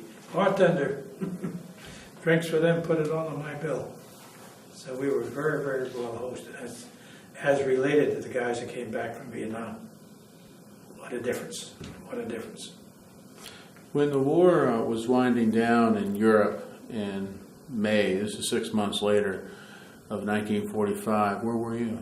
Well, I came back and they sent all the bombardiers out to Midland, which was the original bombardier school. Everybody went out there, and they had an instructor school out there. And Midland was overwhelmed with bombardiers. They didn't know we were coming until we showed up with orders. And so we stayed there for, I guess, a week or so, and then they put an announcement on a bulletin board that there were openings at the radar school in Langley and Boca Raton. Well, Langley was close to Washington, so I said, "Hey, that's for me." So I put my name on the list to transfer to Langley. And the thought at the time was, if you went to radar school, it was an automatic ticket back to on a B-29 to the Pacific Theater, because the war was still strong over there. So I said, well, I'll just have to risk that, because I would put in what they call Project R. And theoretically, I was not supposed to go overseas again. Whether everybody knew that or not, I didn't. I knew it. That's what I was told. And I couldn't fly that theater, because once you're in the theater and you get out, and if you come back in again, you're considered a spy. The Geneva Convention doesn't cover you. Because now the OSS guys, they were different. But people like me who had to bail out, emergency parachute jump, we were treated, we were covered. If the Germans had captured us, they would not have killed us. But if the Germans had intercepted that message with my name, rank, and serial number, and I'm back there 3 months later, now I'm a spy. Because you have no business being back in here unless you have a bad purpose. So, but they put us in what they call Project R, and I've got documents on that. So I wasn't supposed to be sent back overseas, so I said, well, I could probably. So anyway, I was transferred to Langley, went to radar school, completed the course, loved that radar set. Man, it was beautiful. You could navigate with it, you could bomb with it, and just do it. It was wonderful. Fell in love with it and just worked it real great. So we got back, and when we get finished our course, the instructors had never been overseas. They were homesteading down here in Langley. They were married, some of them even buying houses, going the whole route. So they kept our class. We all had ribbons and in combat. Kept our class as instructors and shipped those guys. Well, that was pretty tough on them, but it was fair. We'd already done the combat tour and they hadn't. So I stayed there until, the war ended, I guess, in August, was it, when we defeated the Japanese? August, and then signed it in September, right? And I stayed in Langley for a little while, and then they said they got us, well, they're discharging, separating people so fast they couldn't handle the numbers. And so we had, and I had, they counted points for everybody to get out. And I had a whole bunch of points because I had all those ribbons and medals, and got points for the months overseas, and I had enough points to get discharged. So in October the 8th, I was down at a place in North Carolina where they were doing discharging, and they separated me, and I transferred into the Air Force Reserve, or the Army Air Corps Reserve. And on October the 8th, I was transferred to the reserve and came back to Washington. I was married. I got married in August. Had a wife now, and so we came back to Washington. I went back to work for OPA, which was still alive. And from then on, I continued my employment with the government. Finally, in 1948, I went to work for Headquarters Air Force as a budget analyst. Civilian? Civilian budget analyst, yeah. I was still in reserve, and I kept my reserve status going. And the Air Force was born in 47, and everybody that wore wings was automatically transferred from the Army Air Corps into the Air Force. And I had wings. I was rated. They called it a rating. How did you meet your wife? We knew each other before I went in the service. Met her here in Washington in 1941 when I first came here. And you got married shortly after you got here, right? Yeah, so she was from Purcellville, Virginia, which is about 35 miles up the road. And Had you written her during the war? no, we dated before the war. But during the war, while you were overseas, did you write? When I came home on leave, we dated, yeah. But, I wasn't back much. I came home twice, I guess, in the 3 years. Did you write your mother much? Oh, yeah, I read all the time, yeah. Yeah, I wrote her, too. I wrote them, both of them. You mentioned about the food in one place being spectacular. How about the food over in Italy? How much what? How about the food over in Italy? How was that? Well, we had powdered eggs, and our chef, our cook, we had powdered eggs every morning for breakfast, and we had those little sausages that they had, and that's all they had. We had them for dinner. And then he got together with another, that's all we had. We ate that 3 or 4 days. And then he got together with another chef who had a lot of some kind of chipped beef or something, beef in cans. So they traded supplies. So every other meal we got every other thing. But every morning was the eggs and little sausages. Did you have anything you carried for good luck? Not that I don't think so. Yes, I did. Yes, I did. Can you think of it? When we were in California, I got this silver dollar, and I carried it with me all the time I was in the service, because we were out there when we were in Marshfield. I picked this up, and the reason it's all worn out, I keep it with my coins, and they rub together, and it's rubbed. You can almost see the eagle on this side. You can almost see the head on this side. So you had that on your pocket for your entire life? Carried all the time. So yeah, I don't know, it was good luck, and that saw me through what happened. I think the good luck, though, was the good Lord was on my shoulder. Even when you were in Yugoslavia, you had that in your pocket? Yeah. Before you were shot down, did you see any entertainers at any shows? We were, when we came back to Italy, we went down to a place, we were in Bari, Italy, and they sent, a USO show came over, and they had it up on the top of a flatbed truck. And we had Midnight Charlie used to fly down. He was a German airplane. And he'd fly down over Italy every night and fly down about as far as Bari and turn around and fly back. Nobody bothered him. He didn't bother us. We didn't bother him. We called him Midnight Charlie, or Bed Check Charlie. And so this show was going on. It was all lit up, of course. And they heard this aircraft in it. So they pulled the plugs on the lights. It went immediate pitch black, and one of the entertainers jumped off the flatbed, and he was running full speed, and there was a telephone pole that had a guy wire. We all jumped got close to the ground where there were ditches. We jumped in the ditches and everything else.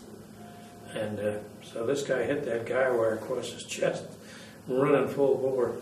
We saw him later at the hotel, and he had a big welt right across his chest where he hit that thing. I said, well, you're doing what you should have been doing, you better the welt than what might have happened to this guy had any bombs aboard. So, but no, he came down every night, and then we had Axis Sally used to broadcast on the radio. We didn't have radios, but she did broadcast, and I suppose there were those that had radios. Was there any particular funny thing that happened that was just outrageously humorous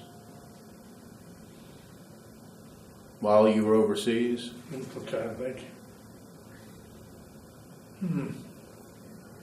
Not really. What we did for shower, we had an Italian fella. Yeah, this was pretty humorous. Had an Italian guy. He had been a corporal in Mussolini's army, and we lived in tents. And when we snuff out our cigarettes and grind them on the dirt floor of the tent. We had army cots, and when we slept at night, we put our fur-lined clothing underneath, sleep on top of that, because that ground was cold, so that cold chills. And then we had a couple of blankets over us. But he'd clean up our tent, and we'd be gone. We took off at the crack of dawn, and so he'd come in whenever he came in, and we dug a hole right alongside the main post of the tent, well, deep enough to hold a wine bottle. We got a piece of metal and put over, and that was our refrigerator. It worked pretty good. So he'd pick up the cigarette butts, and I didn't eat candy much. I give him my candy. Some of the guys didn't smoke, and give them their cigarettes. And he'd take them into town, and the boy he'd sell them for immense amounts of money. I mean, they were scarce. So he had a real good thing going. And one of the guys in our tent spoke Italian. And we weren't assigned by crew. The pilots were together, and bombardiers, there were 6 bombardiers in our tent. And the navigators were together, enlisted men. So he spoke Italian. And he used to tell this, Itai, we called him, fellow, this corporal, how good Mussolini was. We hated Mussolini with a passion, because he didn't want to be in the army anyway. And so he'd tell him how good. He said, oh man, I think the only thing Mussolini did, he did get the railroads running on time. So he'd tell him how good he was. Look, he got the railroads running on time. And this guy would get so livid that he would disappear. We didn't see him for maybe 2 or 3 days. He wouldn't come back. He was so mad. So, but we took a 50-gallon drum, and somebody cut it in half, so we had 25 gallons. We put it in a tree, and we got some little copper plumbing and copper tubing, and we ran it down to it. We took a GI bucket, a GI thing, the food came in. I guess the can was probably about the size of a gallon, maybe a little bigger. We punched holes in the bottom, and I got up there, and this little thing we had a valve, and we'd run the water into that bucket, which would separate into the holes. It got kind of a makeshift shower. We found that 2 of us could shower every day. Well, there were 6 of us, so every 3rd day you got a shower. But he gets so provoked at this, and then we'd buy wine. We went into town to get wine. We got lousy wine. We give him $1, $2, or maybe some cigarettes, and say, trade these for wine. He'd come back with fantastic wine. We put it in our little wine cellar, and we'd have it that night when we get back. When we got back from the mission, the Red Cross girl was there, and she had donuts and coffee. And then they had bourbon, and they'd pour you a shot of bourbon. You could have that and drink it down. So my pilot and my pilot and some guys he was rooming with, a guy by the name of Ackerman was one of them. But Joe and Ackerman were saving their whiskey together. They had an empty bottle, and they poured it in there. They said, hell, 1 drink in the afternoon is no value, so they saved it. So we got shot down. That was one of Joe's complaints. He said, damn Ackerman. He said, he's back there drinking my whiskey. I always ask this of my veterans. If there's one word to describe your personality back in World War II, I've had veterans tell me they were the loners, they were silent, they were jokesters. What would you assign your word to describe your personality? Well, I guess my own personality, no different than it is today. We were frightened all the time, and we didn't sleep much at night. When you knew that you're going to fly the next day, and that might be your last day on Earth, it was pretty devastating. So our sleep at night was very little, and but no, we made the best of everything. Everybody did. We didn't dwell on this. I mean, if this happened, it happened. This was part of what we signed up for, part of what we were signed to. That every troop on the ground was in no less danger than we were. And I don't know if there's any one word that can describe your personality. I don't think there's one word to describe my personality today. I enjoy life. I like a good joke. I enjoy dining out. I like to drink and have a cocktail at 4 o'clock. happy hour, and there's many things, but I don't think there's one word can describe all of that. We have about 5 or 6 minutes left. Is there any last thoughts that you'd like to share? Yeah, I'd like to share that the fact that after World War II, a bunch of us, we created an organization called the National Committee of American Airmen Rescued by General Mihalovich. We tried desperately to build a national memorial here in Washington, D.C. to General Mihalovich and to the Chetnik soldiers and to the people, the whole episode. And we got the national memorial had to be approved by Congress.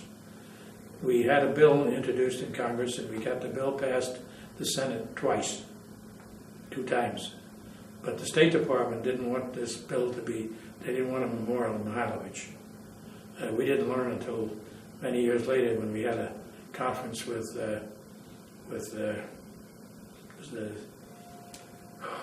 he became Secretary of State for just a short while. Anyway, he was, at the time, he was one of the Assistant Secretaries of State. And he told us why they didn't want a memorial in Mihalovich. He said, Tito is behaving now, and Russia has, this is during the Cold War, Russia has no warm ports. And Tito won't let him use his warm ports as long as we gussy up to Tito. So he said, we can't possibly get him provoked. And the last thing that Tito wanted was a memorial in Mihalovich. Because the first thing he did after the war was he looked up Mihalovich, he gave him a, quote, fair trial, and executed him. He was executed with six months before, not even about 5 months after the end of the war. So that's what Tito, they had a vicious, bitter civil war. Early on, they both fought the Germans. But as the war wound out, they got the really bitter civil war. So Tito didn't want this, and this Assistant Secretary of State said this, he had been the ambassador to Yugoslavia too. He said when the Senate passed those bills, he said Tito called him in, and he said he chewed me out for 3 hours. He said I've never been talked to in my life like that man talked to me. He said I couldn't say a word and retaliate, couldn't respond. He said Tito said called them decadent Americans, and he said just every name he could think of that they could possibly consider erecting a memorial to General Mihalovich. So, but we owe there's 500 American airmen that owe a tremendous debt of gratitude to General Mihalovich and his Chetniks and the people of Yugoslavia. We went back in 1995, 3 of us, two MIAs and Lalich from OSS. We celebrated the end of World War II, the 50th anniversary, rather, of the end of World War II. We had sanctions, the U.S. had sanctions on, so they couldn't send anybody officially. They invited us over, and I'm telling you, we were absolutely hosted like you can't imagine. They had a big assembly of people. We were invited by Vuk Draskovic, who was now the Minister of Foreign Affairs. He was then the leader of the opposition party in Congress, and Vuk was our host. And we got together. They had a tremendous demonstration of speeches and everything, and I made a speech to 50,000 Serbian people. It was in Serbia? Yeah, it was in Ravna Gora, this mountain where they have a huge statue of him there, full length. They have a church there now. They have a monastery. They have a statue to who? General Mihalovich. Mihalovich. Yeah. And they have a monastery there, and that whole mountain has been really... The one that you cleared. Really historic. For Yeah, that that's where Mihalovich started the Chetnik resistance movement. So no, that's his name is on the tip of my tongue. If I said it, you knew it. But so that was our experience after the war. We worked on that from. Oh, here's the. Were you in Serbia or Bosnia most of the time? Serbia. We were in Serbia. Serbia. Do you have it over there? The card with the Legion of Merit? No, you have Oh, that. here it is. General Mihalovich was awarded the Legion of Merit after World War II by President Truman, as recommended by General Eisenhower. Let me read the citation. Legion of Merit Chief Commander, there's three ranks, that's a senior rank. General Dragoslav Mihalovich distinguished himself in an outstanding manner as Commander-in-Chief of the Yugoslav Army Forces and later as Minister of War by organizing and leading important resistance forces against the enemy which occupied Yugoslavia from December 1941 to December 1944. Through the undaunted efforts of his troops, many United States airmen were rescued and returned safely to friendly control. General Mihailovich and his forces, although lacking adequate supplies and fighting under extreme hardships, contributed materially to the Allied cause and were instrumental in obtaining a final Allied victory. March 29, 1948, Harry S. Truman. And so we owe a tremendous debt of gratitude to him, and we'll never forget it. And I've been in touch with the man that first came to me, was named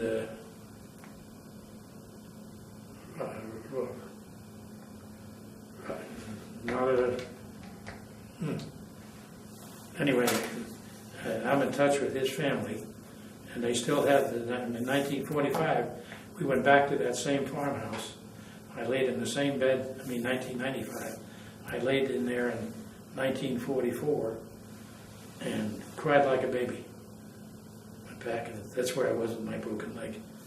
I went back and laid in the same. Jeff Tovich was her name, not just Tovich, Jeff Tovich. And she has a brother, and he's in Italy, and I'm in touch with them. I'm in touch with Nada. She has the farm at Lucici. She also has a townhouse in the village of Gornji Milanovic. And she's a retired professor of history, and very close to them. Well, thank you very much, Mr. Davis. Is that it?